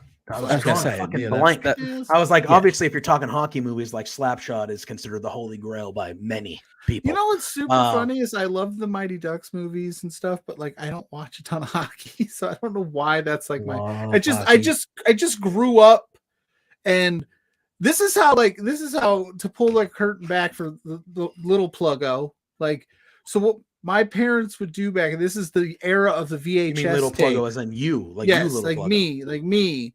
Like what we would do is my mom would like wait until there was like a free HBO weekend or free Weekends, man. Stars Yeah, hell yeah. weekends. Hell yeah. She would figure out when they were. Buy them She'd blank tapes and buy just the friggin' blank tapes record. and just record. And like My dad. there was one tape, and this was the tape that was in the heaviest rotation growing up. So it's a weird vibe. It was Cliffhanger with Sylvester Stallone. All right, yeah. Then it went to Sister Act 2. Oh, which of is a course. Those movies were fantastic bangers. movie. Those movies were bangers. Both of And them. then it was Mighty Ducks 2 on the tape. So like I saw the Mighty Ducks 2 first. I You didn't saw even the know second one first. Yeah, and I just watched that over and over and Oh. over again. Because I'm also Oh. I'm also lazy. So like I'll put a movie when DVDs were a thing. I'd put a movie in the DVD player and I wouldn't change it until I got absolutely sick of it because I didn't want to have to get up, take it out, put it in. So I'd watch the same movie like 45 times before I was like, That's the great thing about streaming. You don't Yeah. have to worry about that. I And don't do two, it anymore. I can tell you where you and I are different people. I would take it out of the DVD player. I just wouldn't find the case or try to put it back. It would just sit on top of the DVD player. Yeah, 100%. No, That what's was me. I'd That be was me. I'd be sitting over there just going, I'll just watch it again while I'm playing like Now I want to That's go right. through like what your favorite sports movies are based on the sport. That's what I feel like I want to do right now. I want to do that 69. too. Because But I do want to bring up one thing. Yeah. Did you see who's playing week 1 of the NFL? Yeah, it's us and you, Oh, right? It's yeah. Patriots and Eagles. And they're doing Tom Brady night.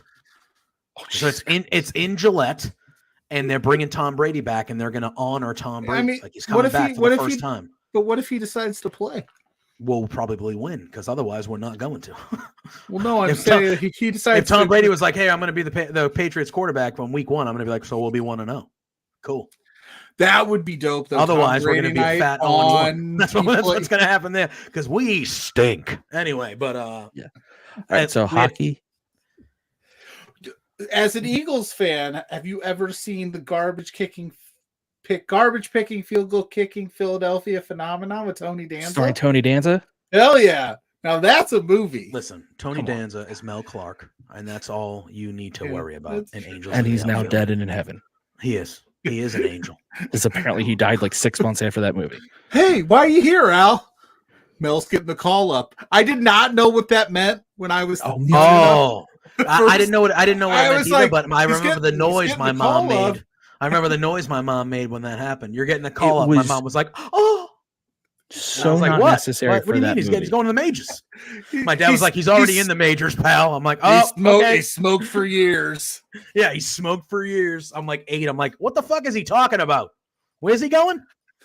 Anyway, He wasn't that old either. no. In No, professional like that baseball would have been a circles, really sad death. Yeah. That would have been like That would have stole the That- news that would for have a shut long baseball time. Like, down. holy crap. yeah, like What? that and not Brutal. necessary for that movie. That is a Disney kids movie about angels who help a terrible baseball team win, and you're gonna throw a death in there? Like I'm not that? judging. What I'm are we not doing? I'm not judging books by their cover, but the dude, the gross dude in the stands early on in the movie that got the foul. Do you remember the ball to catcher? face, And like I say, who's this just as an- who's just I down say in this hot dogs, endearingly and as an but it's overweight Clark. individual, but the catcher weighed 1,000 pounds. Yeah, but it's baseball. He So- can. But like he was clearly someone who could not play professional baseball. No, in He that would have had to era, play. No, well, you never he met would. John He could have Kruk? played. Yeah, I was gonna say famous Philly John Kruk. John Kruk was skinny compared to the Dan guy in the back of the Vogelbach right now. No, Mike, is it Dan? Dan Vogelbach, yeah. Vogelbach And MLB for- The Show, his card, banger, dude. Hits balls. Here's the question. Nukes.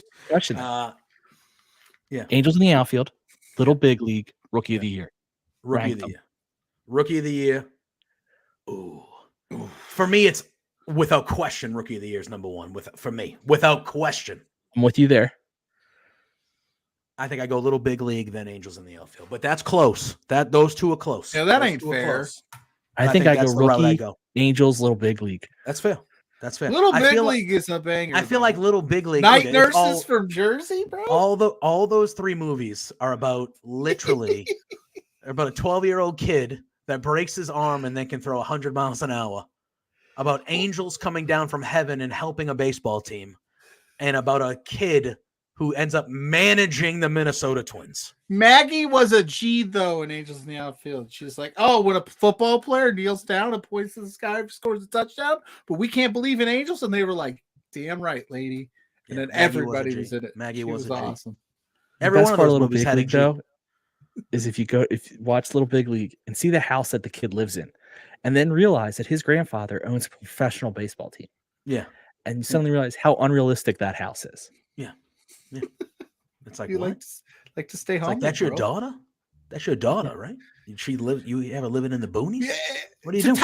tie You own the this in- Twins. to tie this into like wrestling, there is a huge void of like very solid wrestling movies in the world. There's some, but I mean, like Ready there's to Rumble, bro. like Ready The to Wrestler and Rumble, and Ready to Nacho Rumble. Libre, and then Nacho the Libre was Wrestler, great. and you're like, oh, what's after that? Wait, there's a couple. There's more than that though. Yeah, But that's the first three. Nacho but of Libre is course great. The it's- Wrestler is great. Ready to Rumble. It goes Ready to Rumble, The Wrestler, Nacho Libre.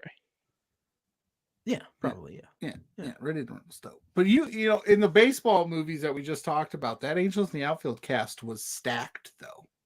It really was. They had Matthew McConaughey, had my Adrian young- Brody, Yeah. Yeah. Danny Glover, Yeah. Tony Danza. Yeah. The What was the announcer, kid's name? The kid. The kid Joseph Joseph Gordon Gordon-Levitt? Levitt. Yeah. Dude, just They got Matthew absolutely- McConaughey. Unbelievable.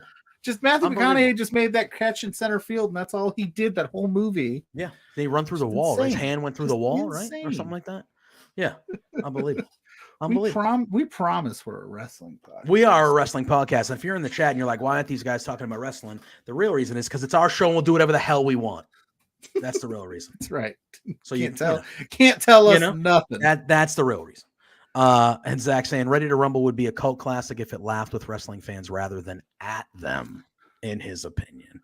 There are some times in that movie where they do kind of make wrestling fans look stupid. Kind of. That. Go ahead. After that, you can finish that. You get Jimmy King going, I will rule you. And that's all I need. Well, then, of course, they coupled that movie with David Arquette winning the World Heavyweight Championship, and I think that just soured a bunch of people. Yeah.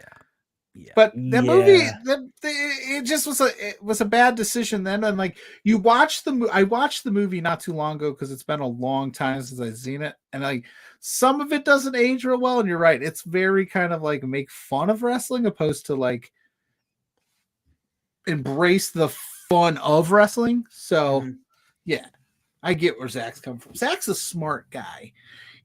He's very intelligent, except when it comes to just the universal language. Apparently the ampersand is a thing, but I don't think it is. But we're going completely off topic there.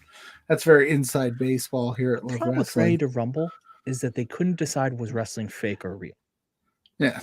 Yeah. Because in I would one agree. moment, they're like, we're planning the finish.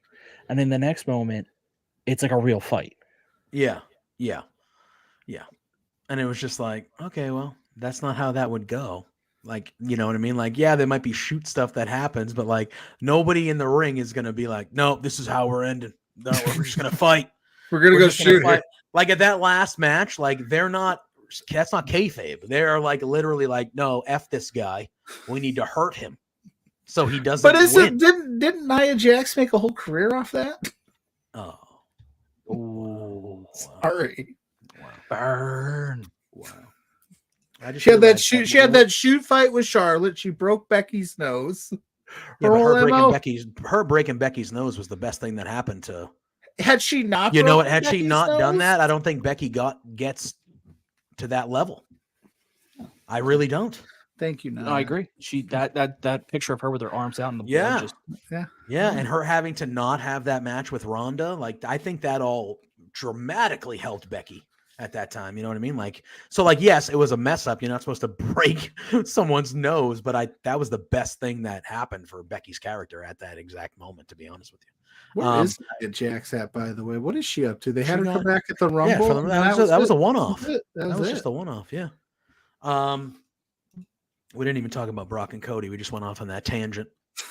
We're still talking about Backlash. No, we just no, we're not talking about back. That's We what just I'm never saying. talked about Brock and Cody. We just went off. We just went off for 20 minutes talking about movie, which I have no problem with. But anyway, yeah. Well, how'd you feel about Brock? How'd you feel about the Brock and Cody thing, real quick, before we start talking about maybe Dynamite before we get out of here in a little bit? I hate that Cody has to lose, but it is based on the story they want to tell. Let me rephrase this. He had to win this and then lose the next night. I'm putting both together. Sorry, I'm confusing my head. I hate that he has to. I hate the story they have him in, but based on the story they have him in, this is what they have to tell. A cheap win against Brock. Yep. And then lose your chance for the title the next night and get destroyed by Brock. Because that's the story they're telling, is that like this is his adversity. Brock somehow became his adversity. Yeah. I don't love it, but it's at least there's logic to that. Like he didn't dominate Brock, he kind of stole a win. He then ran away for some reason. Yeah, that was a very weird thing of like, he's the baby face. I get it. You get a roll up victory, but like, why are You're not supposed. Immediately, like, I got to get out of here, man. Like, I know Brock is an opposing figure, and that was the only thing I didn't like about it was like, yeah, you stole it, but you're supposed to. You're telling us that you want to kick Brock's ass. You're not afraid of Brock, and you steal a roll up. That's something that, like, you know, like R-Truth would do, in my opinion. And I don't want to. I'm not throwing shade at Truth. I'm just using him the level he's at compared to Cody. That's something either a weaker face or a dirty heel does. Yeah. It's not something your supposedly strong, good face does. But I get that the story they're telling is that like he's really struggling with Brock. Brock's now costing him the title. Like this is like even when he wins, he's not winning. Like he's losing. Yeah. And I get that again. It's actually logical for the story they're telling. I just hate the story personally. I'm a Cody fan. Like I wanted Cody to win the belt when they decided it was his turn. And if you weren't going to give him his turn, I kind of wanted more out of him. But he then again can't have this new belt because it really would be a consolation prize then. Yeah. 100%. Oh, that was the first thing when they debuted that damn belt. And that was like Cody. I was like, don't, because it just wouldn't feel right. It wouldn't feel the same. It wouldn't make sense. It doesn't make sense. I just start talking about it? Like, why did you draft this roster? Why did Triple H go on national television and tell me that whoever Roman gets the 2 titles, and we're going to create this second title or this third title for this brand? And then you're already telling me that SmackDown people are eligible for it for this tournament. And what's the logic? And I know I saw all the haters because I got flamed on my Facebook group page thing for like, well, that just means the SmackDown winner just goes to Raw. Why did anybody do that? Why would you, if you're SmackDown just in terms of kayfabe, why would you want a world champion caliber talent to just get to go to Raw with no compensation? Are you telling me the roster you just drafted isn't talented enough to put together a tournament? Like, and then even if you were, let's say the SmackDown person wins and they don't go to Raw, all 3 titles are now still on. Like, Granted, I don't think at the end of the day we're going to see a SmackDown person win it, but just putting that in there tells me that, okay, because like you just drafted the roster last week. You don't have 8 guys capable of winning. You couldn't put some new faces, some of these like NXT people that you called up or whatever, like in this just to have some fresh faces, maybe have a first round upset of somebody just to kind of like say, here's our roster, look what we have. Instead, you're like, but we need these guys over here too.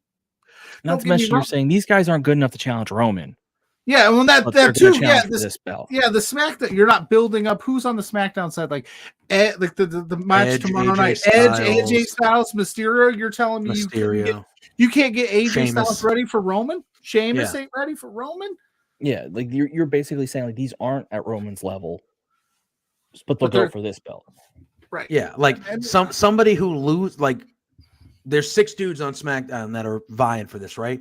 And at some point, multiples of those 6 dudes are gonna challenge Roman, I would think, down the line. One of them, maybe an AJ, maybe a Sheamus, one of them, but you're already told me, because Seth is probably winning this title, which is fine. He's a Raw guy. That's cool. But you're already telling me that those guys aren't good enough to win that title. Yeah. So and why the hell 2 or 3 months from now am I going to believe that they're good enough to beat the guy that's had this title for 1,000 days? It just it blew my mind because I sat there on that Raw because I was all excited about the earth-shattering, foundation-shaking announcement. Mm-hmm. I bought in and I was like, I'm going to sit down and watch this.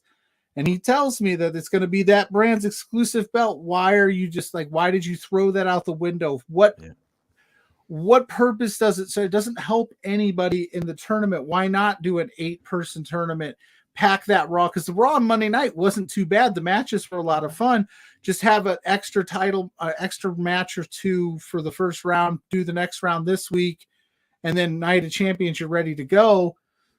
It just didn't make sense to me, and it doesn't make sense unless you're going to explain it. You got to explain these things. That's what we talked about a few weeks ago ahead of the draft. If you're going to sit down and you're going to take the time to explain to me, the viewer, that okay, Raw's making this trade with SmackDown for this, or like the contract, or hey, Grayson Waller got drafted to SmackDown, but he doesn't want to be there, so we worked out a deal that if he wins something, it did. I'm using that as an example, but the SmackDown involvement didn't need to be there.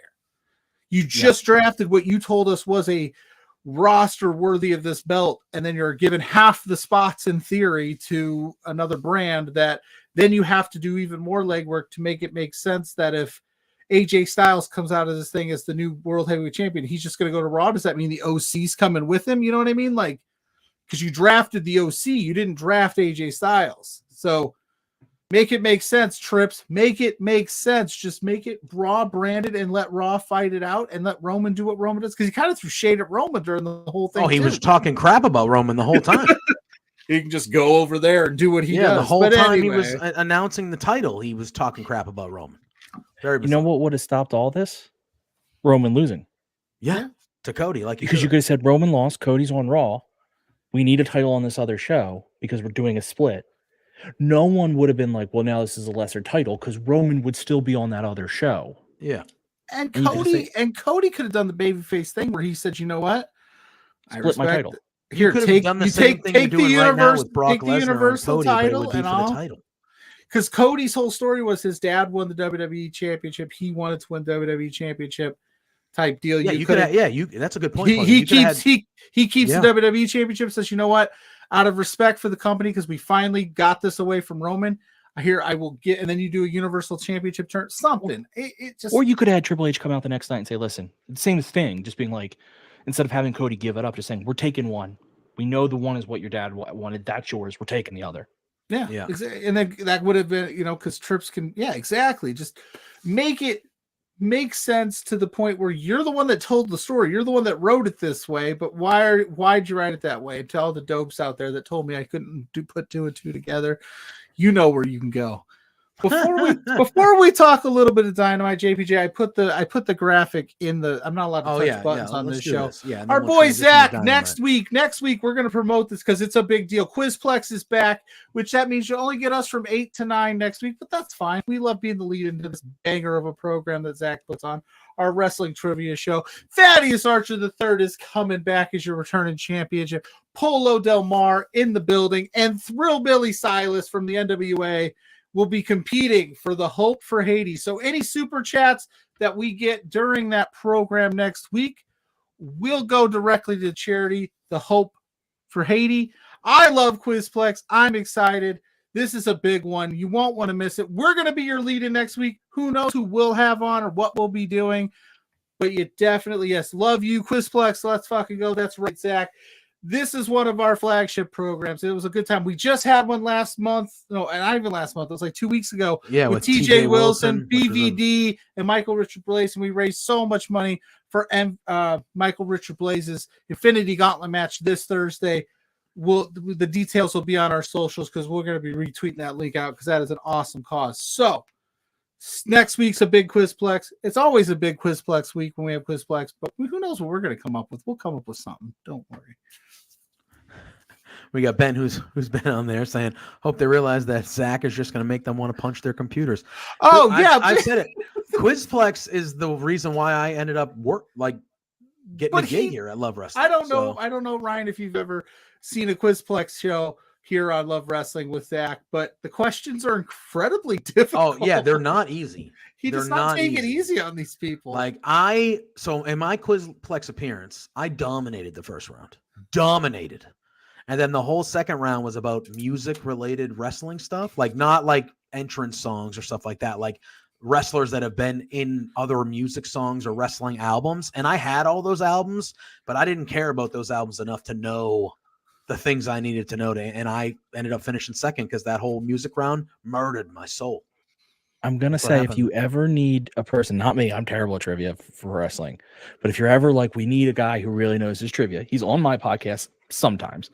He's usually working. His problem is Matt from the Shining Wizards. Oh, okay. Yeah. All right. They have their own trivia game that they play every now and then called the Can You Beat That Challenge, where they'll come up with a category and I'll be like, name the 5 Intercontinental champions from 91 through 93. I'm making up. I know there's more than that. And you have to go, I think I can get 1. And your opponent goes, I can get 2. Oh, keep going until the other guy goes, there's no way you can get all 5. Yeah, Matt, right now he's not the champion, but was the champion for a long time.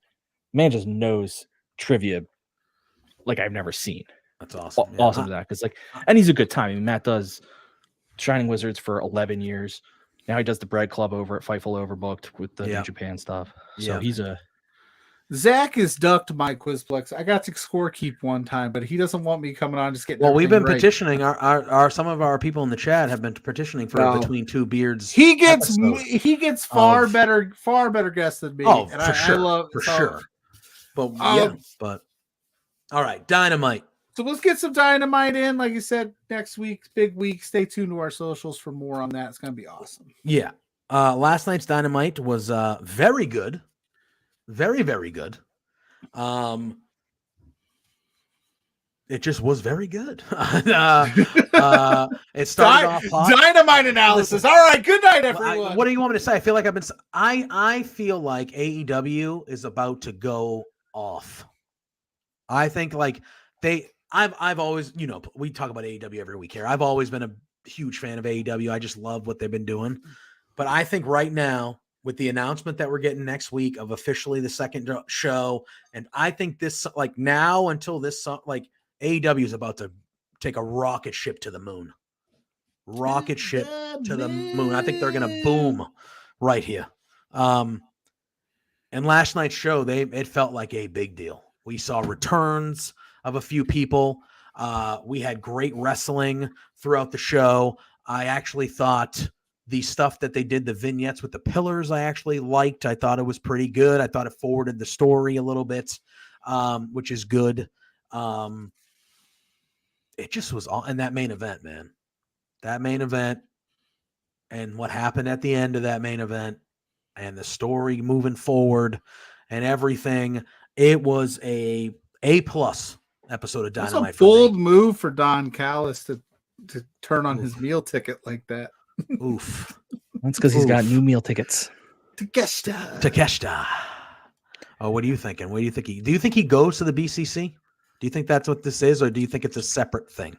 So the weird thing is, Danielson looks surprised, happy. He but said it on surprised. commentary. He said, "I had no idea this was happening, but I'm very, very happy it did." I can see a story. So my prediction is it involves a couple things. My prediction is that Claudio beat Ray Phoenix to challenge for the tag titles. Yes, for the that was the BCC. open. Great match. To open Banger. the night. Great. Insane. Claudio can wrestle with anyone. I mean, he just adapts to styles. And Ray Phoenix is unbelievable. I mean, Ray Phoenix. My thing about Ray Phoenix, I said it on my podcast last night, is we hear about Commander and Vikingo, and I love those guys. But the one difference between Ray Phoenix and them is Ray doesn't make his opponents wait as much. Mm-hmm. So you don't have those, like, a lot of those awkward moments of standing around. But no, Ray's rope work is just next to none.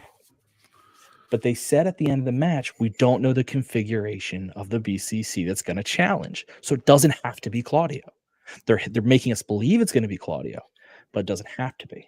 My theory is they make Takeshita and Yuta, and they're bringing in Takeshita, like almost like a surprise. Like, we want you to come do it. Don keeps trying to sell Takeshita to the BCC. I don't think he's a part of it yet. I think he's selling Takeshita into it. I think that's the story, that like Takeshita's kind of being pushed along, and eventually Takeshita will buy fully in, and that's where you'll have to have, like, people come and help the Elite out, where you'll get the story of Hangman, and some people say Ibushi, and you get all these things, but the story is that Don isn't part of him yet, but he's trying with Takeshita. Yeah, Takeshita was so over when, like, the initial beginning of that whole thing started, that it would have been weird to just like kill that vibe right away. Like, oh, the dude gets pops everywhere, let's turn him heel right away. So I think, after, it's gonna be like he's gonna play the babyface, like no, and then he's gonna be all in, especially because that was kind of what they did with Yuta, if I'm not mistaken. Like, Yuta was kind of like, he wanted in, he wasn't, and then they like he embraced it fully, and now he's like an integral part. So maybe they'll do the same thing with Takeshi. That would be fun. I'd be down with that. Yeah, I would very much like that. Man. This BCC though, this Daniel Bryan coming back, and like this whole thing has just been. Sorry, I say it every time. I can't help it. Daniel Bryanson or Bryan Danielson or Mr. Brie Bella or Nikki, whatever. The dude has been hitting on all cylinders since he came back. We thought maybe he was going to go back to face, and then he brought that damn screwdriver out, and he's just been money. Oh my God, it's been so good. Clicking. It's been and I so know good. Some people laughed at what Mox saying, like the BCC and the Elite is like the peak of the pinnacle of like wrestling right now. Like, it really is. Like, this is like such a good story. I think it's just the internet haters that are just hating on anything to hate on it, but they're telling a really good story. It's now my favorite story in all of wrestling. It went from Bloodline, which we've talked about, and just because I host the AEW specific podcast, for people who don't know me, I've done the Fightful watch-alongs and pre-shows for WWE. I just like wrestling, and I enjoy both companies a lot. Like, I watch them regularly. Bloodline for 6 months has been my favorite storyline. Yeah, they killed it. So now this is my favorite storyline. I'm hoping they don't kill this. That AEW doesn't kill this. But right now, you have two, and I can't use the word elite because unfortunately it's be a pun. But you have two of the best groups in the world competing. I agree. And Ryan, we would like to apologize. Yeah, we're gonna apologize first, because remember that problem we were talking about we've been having with a certain tag team? It showed up. What the do you want? Go away. Oh no. I heard him talking about something about the greatest teams ever. Well, you got it right here, baby. The RADZ Rads. You know what you could do with that finger? You know where you could stick that, Rich? Probably in the mail to send to you and your wife. We got free ones. Wow. Not for you, actually, for JPJ. Oh. One's in the mail, baby. We have a guest. I mean, we got Darren Amazing. We got Darnell saying, "What is he doing here?" Yeah, how did you get? Did you hear your ears burning? Talking about your 99-cent shades. This is our buddy Ryan. He's our guest tonight. Yeah, and he knows what the Rads are all about. He's a big fan. I can tell just by the way he's looking at me. Okay, might be. I'm just captivated by the charisma. Oh, absolutely, baby. See, Another one on board. Pluggo, when you gonna join the team, huh? Soon as you watch those tips that y'all be touching, Are you gonna finally admit that we're better than 7? I can't bring myself to do it. Yeah, you guys won. We Yeah, you won fair won. and square. We didn't even cheat. You see that?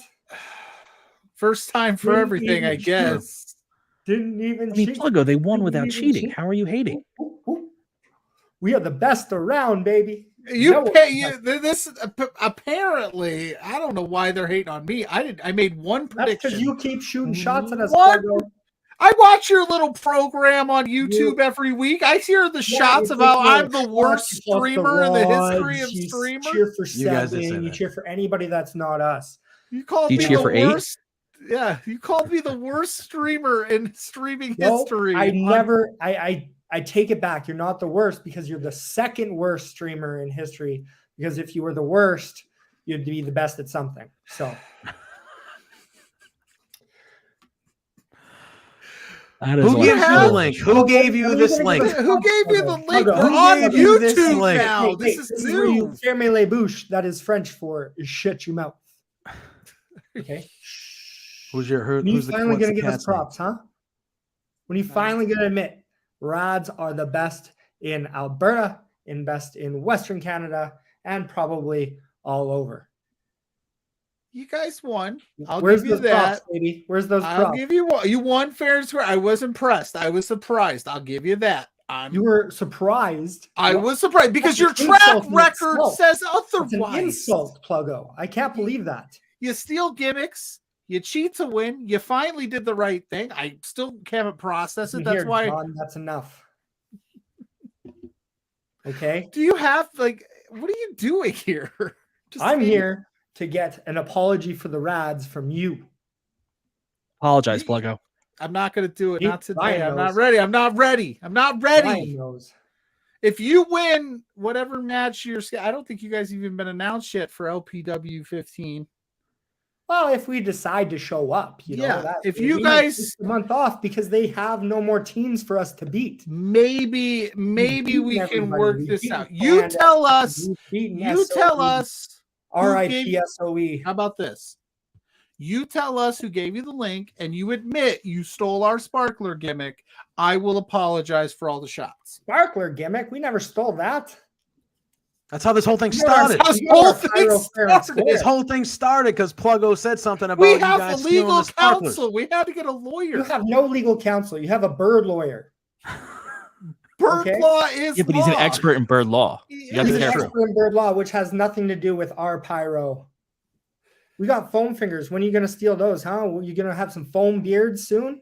Steal those? We should. That's a good idea. Yeah, I saw the fake Christmas trees in the last episode. That's our gimmick too. Yeah, you Hey, took. Yeah, No. Trees are Larry's thing, okay? You respect the he gimmick. is lumberjack. He's a Larry, but lumberjack. one of our gimmicks is Pluggo owns 4 Christmas trees. It was his birthday the other day. Put some Happy respect on birthday to that Larry. name, all right? He's one Maybe, team.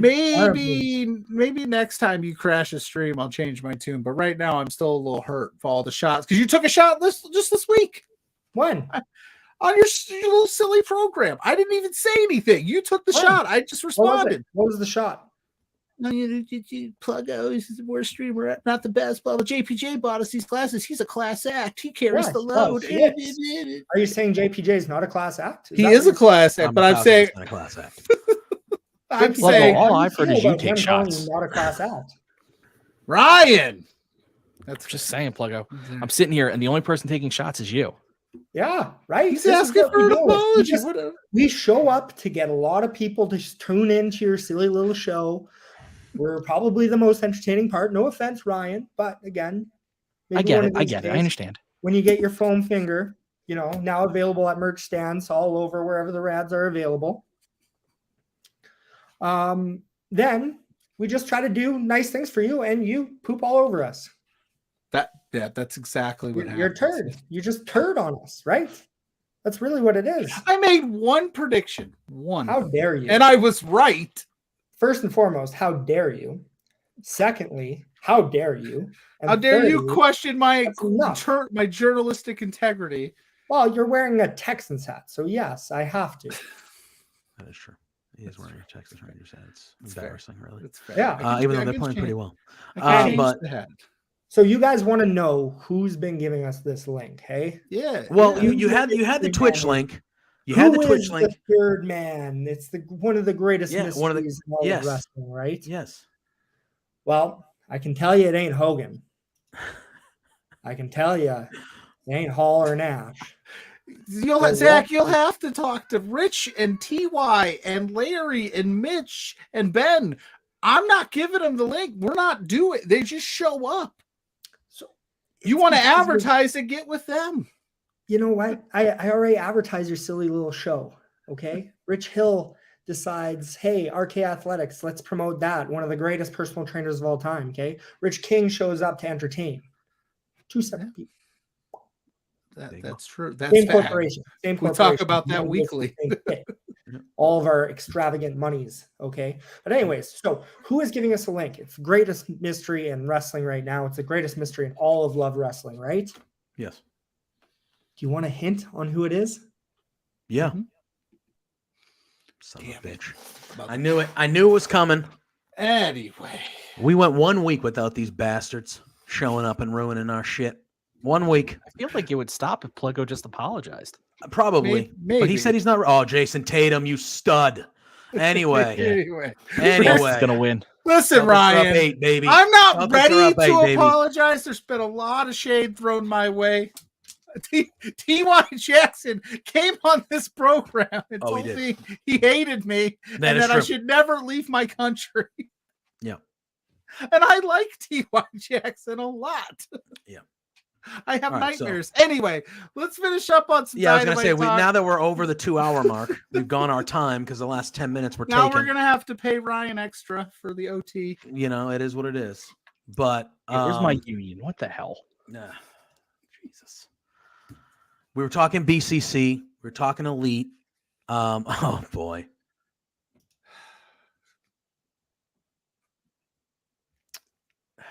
Anyway, the Elite BCC thing. Where do we see this ending? We Blood think and guts? anarchy in the arena. Anarchy in the arena. That's what we do, right? Because they're gonna do blood and guts with the ladies, right? Is that what we're Yeah. thinking? Yeah. They're gonna do blood and guts with the outcasts and that crew. So this is anarchy in the arena, probably. And I think that'd be amazing. I agree. And I'm maybe it's next week because we have 2 Dynamites until Double or Nothing next week, and then the go home show the week after. Hangman, right, has to come back and be the guy, right, to be with because you're talking Danielson, Moxley, Claudio, Yuta, and then if you even involve Takeshita, maybe that's 5. And right now we just have Kenny and the Bucks. So the question becomes, is the blow off for this at Double or Nothing? I don't think so. I think it should happen after. I think they should make it a big Dynamite, or maybe. Well, no, it can't be on Collision because they're separating people. But I think it happens afterwards. So I think you'll keep Takeshita away from can you do anarchy? Don't do anarchy in the arena at Double or Nothing. Do a straight up not triple, Like trios? Double, Yeah. at Double or Nothing. That's when you have Takeshita or someone interfere to cost, and then the numbers just are too great that they have to bring back Hangman, and he has to bring in someone else. See, that's the only issue. And I know everybody wants Ibushi, but you can't guarantee that. Yeah. So until I see it Yeah. in front of me, it's hard to predict. But I I definitely think would say, I would say if Adam Cole wasn't doing his thing with Jericho, Which there's a tie there. I'm in on that. I like what they're doing with Adam Cole and Jericho right now currently. yeah, that actually has been a great feud. So I'm not. And I'll tell you, you know who Pluggo doesn't like, who I thought had a star role on last night's Dynamite, and that is one Christian Cage. You're not a Christian Cage fan? it's not the you always just the rat. I know. The I just know how to word rats, it, so Pluggo looks like No. a piece of crap. But He doesn't No. do anything. He doesn't work. He did. well, no, you know what he did last night? that He got promo was liquid delayed. heat. That's what he that got last promo night. Slayed. My whole joke is like when he came back, it was outwork everyone, and then I just proceeded to watch him never work And he's outworked you by never working. Right. But I just like to, and I get it. I'm still disappointed that they kicked Marco Stunt out of Jurassic Express. Listen, I was a Marco Stunt fan. You're not going to hear me argue against that. I think I'm with you. He doesn't wrestle, but he got heat. No. Oh my Again, God. It was so good. in a complete kayfabe set. This is all kayfabe. He's phenomenal talent. He's doing Hall of Famer. He's killing it. That promo last night. That promo was so ruled. good. He's like, I'm just Detroit, making. you are the worst city in this country. Yeah. You guys could kiss my ass. And here's the thing, though. Here's the thing. I was talking about this with Drew on Firmly AEW last night. I think he wasn't going to end that promo that way by telling Detroit to kiss his ass. But once the Detroit fans started chanting, "Edge is better," that was dirty. Bravo, Detroit. Bravo for that. That's Hats dirty. off to you. They started chanting, "Edge is better," and he's a pro. Christian's a pro. He's just going through it, saying what he needs to say. He don't care. And I think he made the effort. He was like, okay. And he was like, so I'm going to end my promo by just going, "In Detroit, you can kiss my ass." And he just throws the mic down like, kiss my ass. Oh, it was amazing. I think the best moment of the entire promo was his mistake. Yeah. When he started talking and he screwed up literally. And he didn't rush to fix it. He let the crowd jump on him for it. Because it built their excitement up. It built their energy up. And that made them get more into his promo. Yeah. Like, that is just good work. Like, he just knew what he was doing. Let them hate on you. And they'll just keep building. And by the end, he got the most reaction out of anyone last night. Yep. And another thing involving Christian, they did those vignettes of the 4 pillars throughout the night.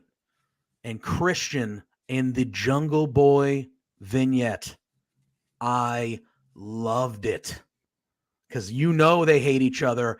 Big time rivalry. And Christian openly was like, yeah, I chose to become friends with Jungle Boy because I thought he was the most talented guy of those 4 pillars, and I stand by that. Even though he hates his guts, he said, I stand by that, and if he ever gets his head out of his ass, you'll see that he is the best of those 4. And I just thought that was – I wasn't expecting it. But when I saw Christian and he's saying it out of hatred, you could tell, but he's saying positive things about Jungle Boy. I love that. That was my favorite part of any of those vignettes throughout the night. I thought that was beautiful how they incorporated him in that. Christian was a star last night for me on that show. He was awesome. That promo was that was some good stuff. Did anyone else think that Kenny Omega's leg got ripped off? Was I the only one with that cage spot? How did they do that? I've never seen anything like it before. Unbelievable. And then he immediately went out of the ring and he called the doctor over and was grabbing his leg. I was like, oh my God, is this real? Did he? Because he landed that way and I'm like, how did his knee not just shatter? That was. He sold it so well. Oh my God. And Moxley almost hitting his head straight. Oh my! It was a brutal spot. They left nothing that for a Dynamite for just a Wednesday. They went all. I mean, that was pay-per-view level stuff, man. Mm-hmm. And we haven't even talked about the biggest story of. I mean, that main event was just really good. But we didn't even talk about Miro and Thunder Rosa. Friend of the show, Thunder Rosa. Friend of the show. You see her in our title, telling you to watch this show. Thunder Rosa, friend of the show. Miro. This guy, the wrestling community has been pining for this guy to come back for months. Everyone, where's Miro? Where's Miro? Miro's back. And Renee's back there asking him, hey, what are you doing here? He doesn't even say a word, just walks right into Tony Khan's office. And then Thunder Rosa comes back and she calls Tony Khan what I think we should all refer to Tony Khan for the rest of time, Poppy Khan. Poppy Khan. I loved it. Now tonight seems like a good night to talk to Poppy Khan. I was like, oh, that's a great name for Tony Khan, Poppy Khan. We should do that.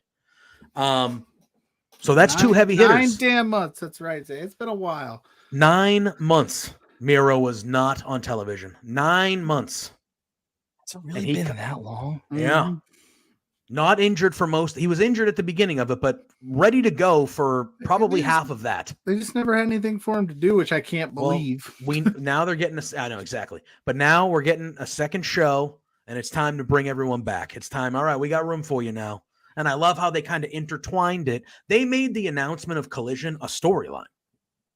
And I think that's rare. You know what I mean? Like they made that a storyline. Miro coming back, and then Thunder Rosa coming back, and then you get the Tony promo afterwards where they're like, next week is a monumental. Tonight's one of the best Dynamites ever. As you can see, we have talent back here that are itching to get on television. I think that we can create more content than ever on a weekly basis. So they're turning those returns and that into a storyline of how they're going to create this second show. I think that's very smart to do. I like it. I like that whole episode of Dynamite. It was good. It was good. JPJ's liking his Celtics leading right now. It's over. They're winning. We're going to game 7. They won. Right? They won. Did they? Game 7. Can't wait till So they get to lose in front of the home crowd. Yeah, probably. Probably. They'll end up being like down by 20 in the first quarter. I'll just be like, it's fun while it lasts. They did this last year too, and 3 of the series last year they should have just ended it. Now this is how we're going to end: is me going. They just won. I should be happy. I'm going to go ape shit about the Celtics. They're the most talented team. You can make an argument they're one of, if not the most talented team in the league, right? I'll give you one of. Yeah, they're one of. They're in there. I think personally they're the most talented team left in the playoffs. Well, I mean, numbers wise, they're even with a certain other team in the playoffs. They are. But when you're talking from a talent, a roster, 1 through 12. Well, so the other team has the MVP. Very good. Very good play. Very good play. I like him being And a former MVP. Who showed up in a playoff game. Did Darren Mason say Miro for Collision Champion? Or yeah, they're going to add a championship? No, I think it's a soft brand split, so I think MJF will be kind of. Anyway, go on. No, I'm good. I'm in good spirits. I'm in good spirits. He's in good spirits until they lose at home. And then but it's just one of these things where it's like. Then I'm going to be like the Rads, and I'm going to be coming in. Yeah, they 100%. Doors open. Last year. Right. That's fine. I'll make sure it happens. He doesn't have control over everything. They should blow doors in the first round, right? So they beat the Brooklyn Nets in 5. Nice and easy. They get to the second round. I forget who they played, but it was a team they should have beaten 4 or 5. The shit goes 6. Then they get to the Bucks, and the Bucks are hard. I get it. The series should have been over in 5, and it went to 7 for no reason because they just don't show up for games, and they just make life constantly harder on themselves. And then they did it again against the Hawks, and then they've done it again against the 76ers.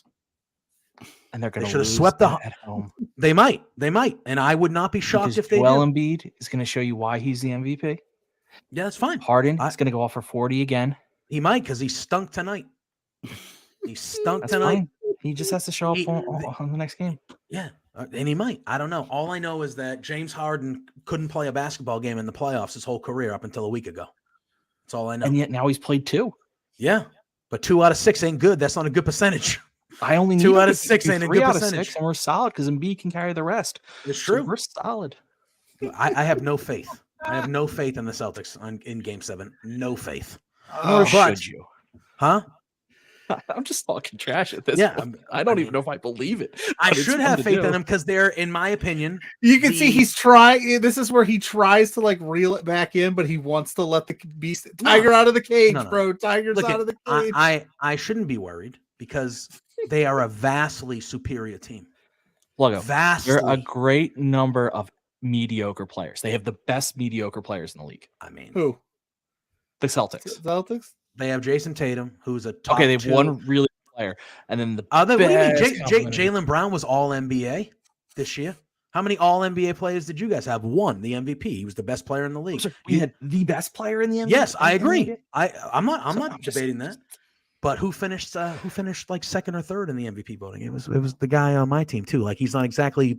So was that first? Down below. Was that first? No.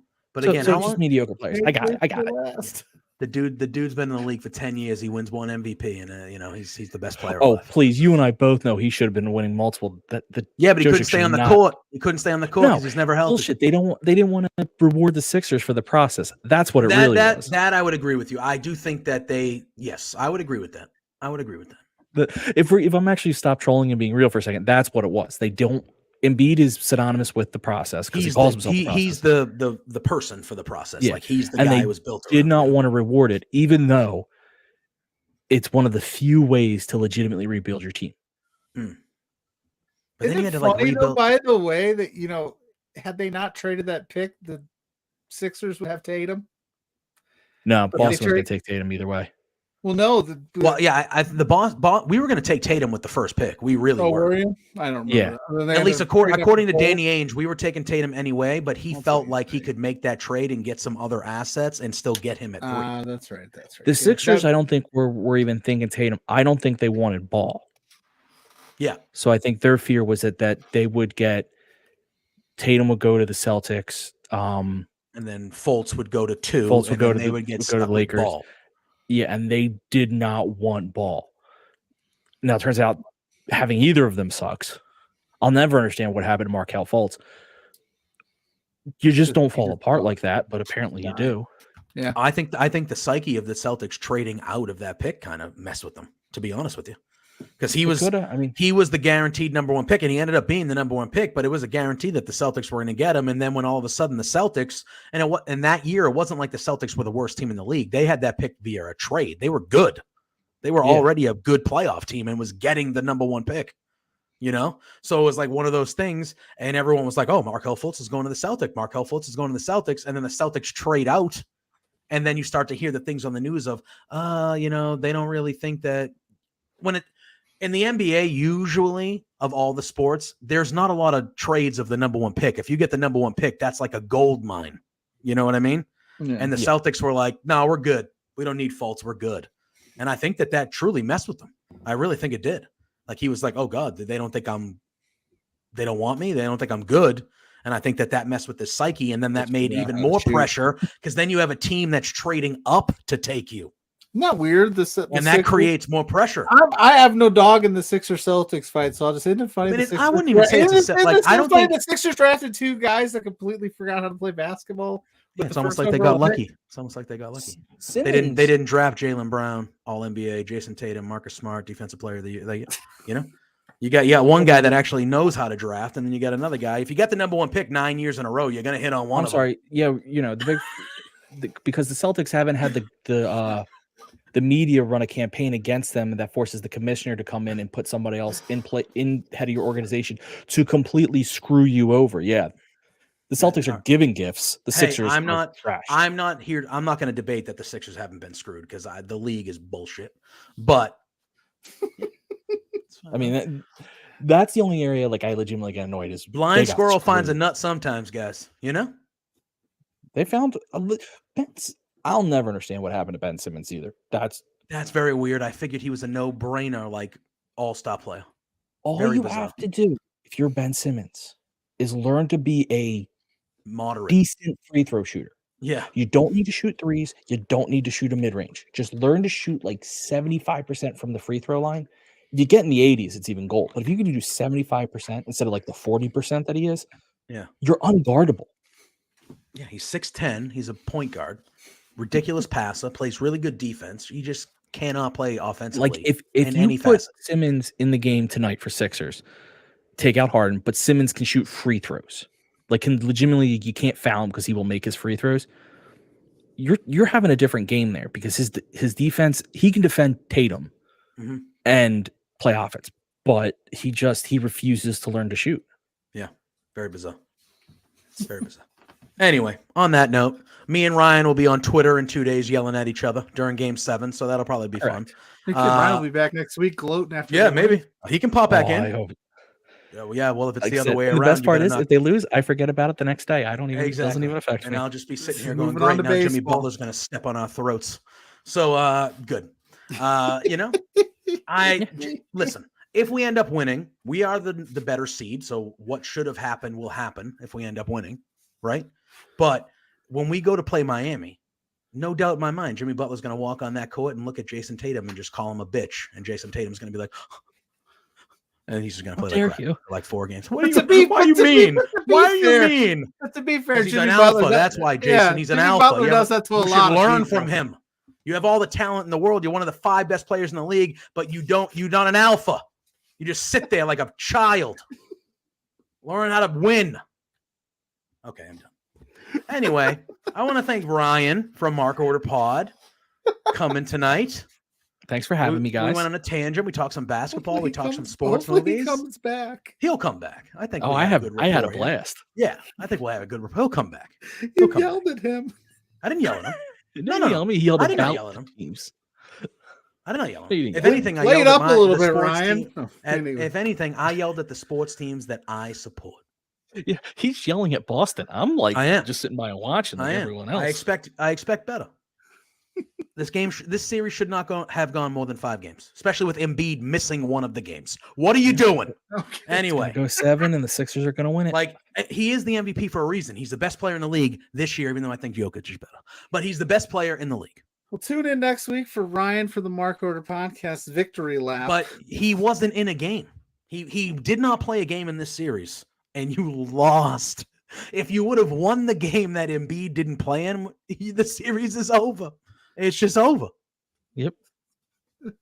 But you showed up and you were like, oh, Embiid's not playing? We're going to win this one easy. And then you got your doors kicked. You got punched in the face and you couldn't respond because this team can't respond to adversity because they're a bunch of children. Which does make it questionable for the next game because they're going to think it's going to be easy. At home, game 7. They might. I think that's why they lost. lost. I think that's why they lost game 5 is because they were just like, oh, we're back at home. We're just going to win this. And the Sixers were like, no, you're not. You have to at least try. And when they tried in the second half, it was like it looked like for like 3 minutes that there was a chance they might come back and make it a game. And then it was like, no, you're not. You're not. Exactly. So, yeah. But anyway, at least the Red Sox are pretty decent. So I'm dealing with that. That's a nice little surprise for me because my Bruins. He said 2 weeks ago. No, I thought they were going to be trash, but now they're actually all right. They're actually okay. They're at least fun to watch. They're not going to make the playoffs. They're not going to be great, but they're fun to watch, and that's all I can ask for because I expected them to lose like 90 games this year. But Speaking of fun to watch, Ryan, tell the fine Yes. people where they can find you in your wonderful podcast. great podcast. Every Wednesday night, we do a Dynamite post show at Mark Order Pod on YouTube. It's 10:15. We talk all things All Elite, and you can follow us at Mark Order Pod on all your socials. Boom. That was easy. Boom. Right. Streamlined it. like the Perfect. guy's a professional. Like he's a pro. Like he knows what he's doing. That's Well, why we then added him. I'll do the damn thing real quick and say you can find me at Pluggo _ on Twitter and then at Pluggo Loves Wrestling on every other social media platform. Tomorrow morning, 8 a.m. I found out from the boss today, my next get to know spotlight interview with Rose for LPW fame Rose comes out tomorrow on lovewrestling.ca on the website. I do some writing every once in a while, so check that out. Mhm. I've got a couple other things in the works. Stay tuned. We got some announcements. We'll be making those later. But you can find the show page at B2 Beards on all social medias. That's where you can stay up to date with what we're doing here. We're definitely going to have Ryan back. He wants to come back, and maybe he'll be on next week for a victory lap if the Sixers win. But JPJ, close us out like you always do so we can get out of here and let these fine people enjoy the rest of their evening. Yeah.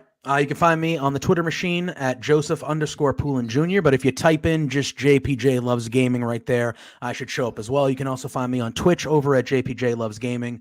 Play a lot of MLB The Show over there. Tomorrow, season 2 releases, so we're going to be on there for a long time grinding that.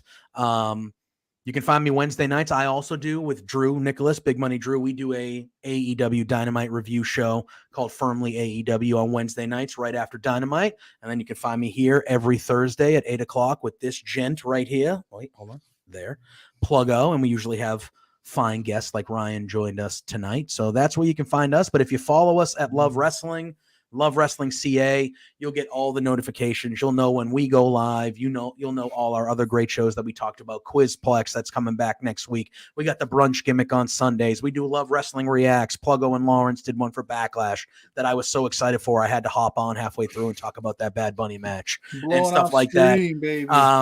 So we got a lot of stuff going on at Love Wrestling. So give us a follow. Thank you for all the support. Thank you for the support in the transition back to YouTube. It's been a fun 3 weeks, and we're going to keep this puppy going. Ryan, again, thank you for hopping in.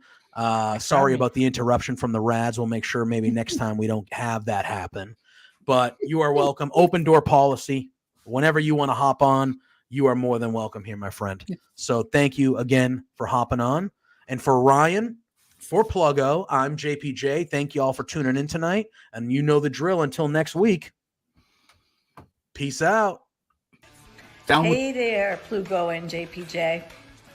It's Trent's mom, Sue, and I have a bone to pick with you. So, I understand that you guys are being real idiots and spending your entire monthly budget. You've got to be kidding me. This is not the way to be when you're trying to run a business. Your boss, Spencer, is really pissed off at you. I'm pissed off at you. You have some nerve. Get a grip. You have to control yourself. You can't just go out and spend all the money that you're making, you two beards guys. Oh no, this is coming out so stupid. Anyway, behave yourselves, or I'm going to cut you off from watching AEW. You're no longer going to get to know, be able to meet my son. What? Or me. I'm sorry, this is like, I don't know. Anyway, thanks so much for being fans. Watch your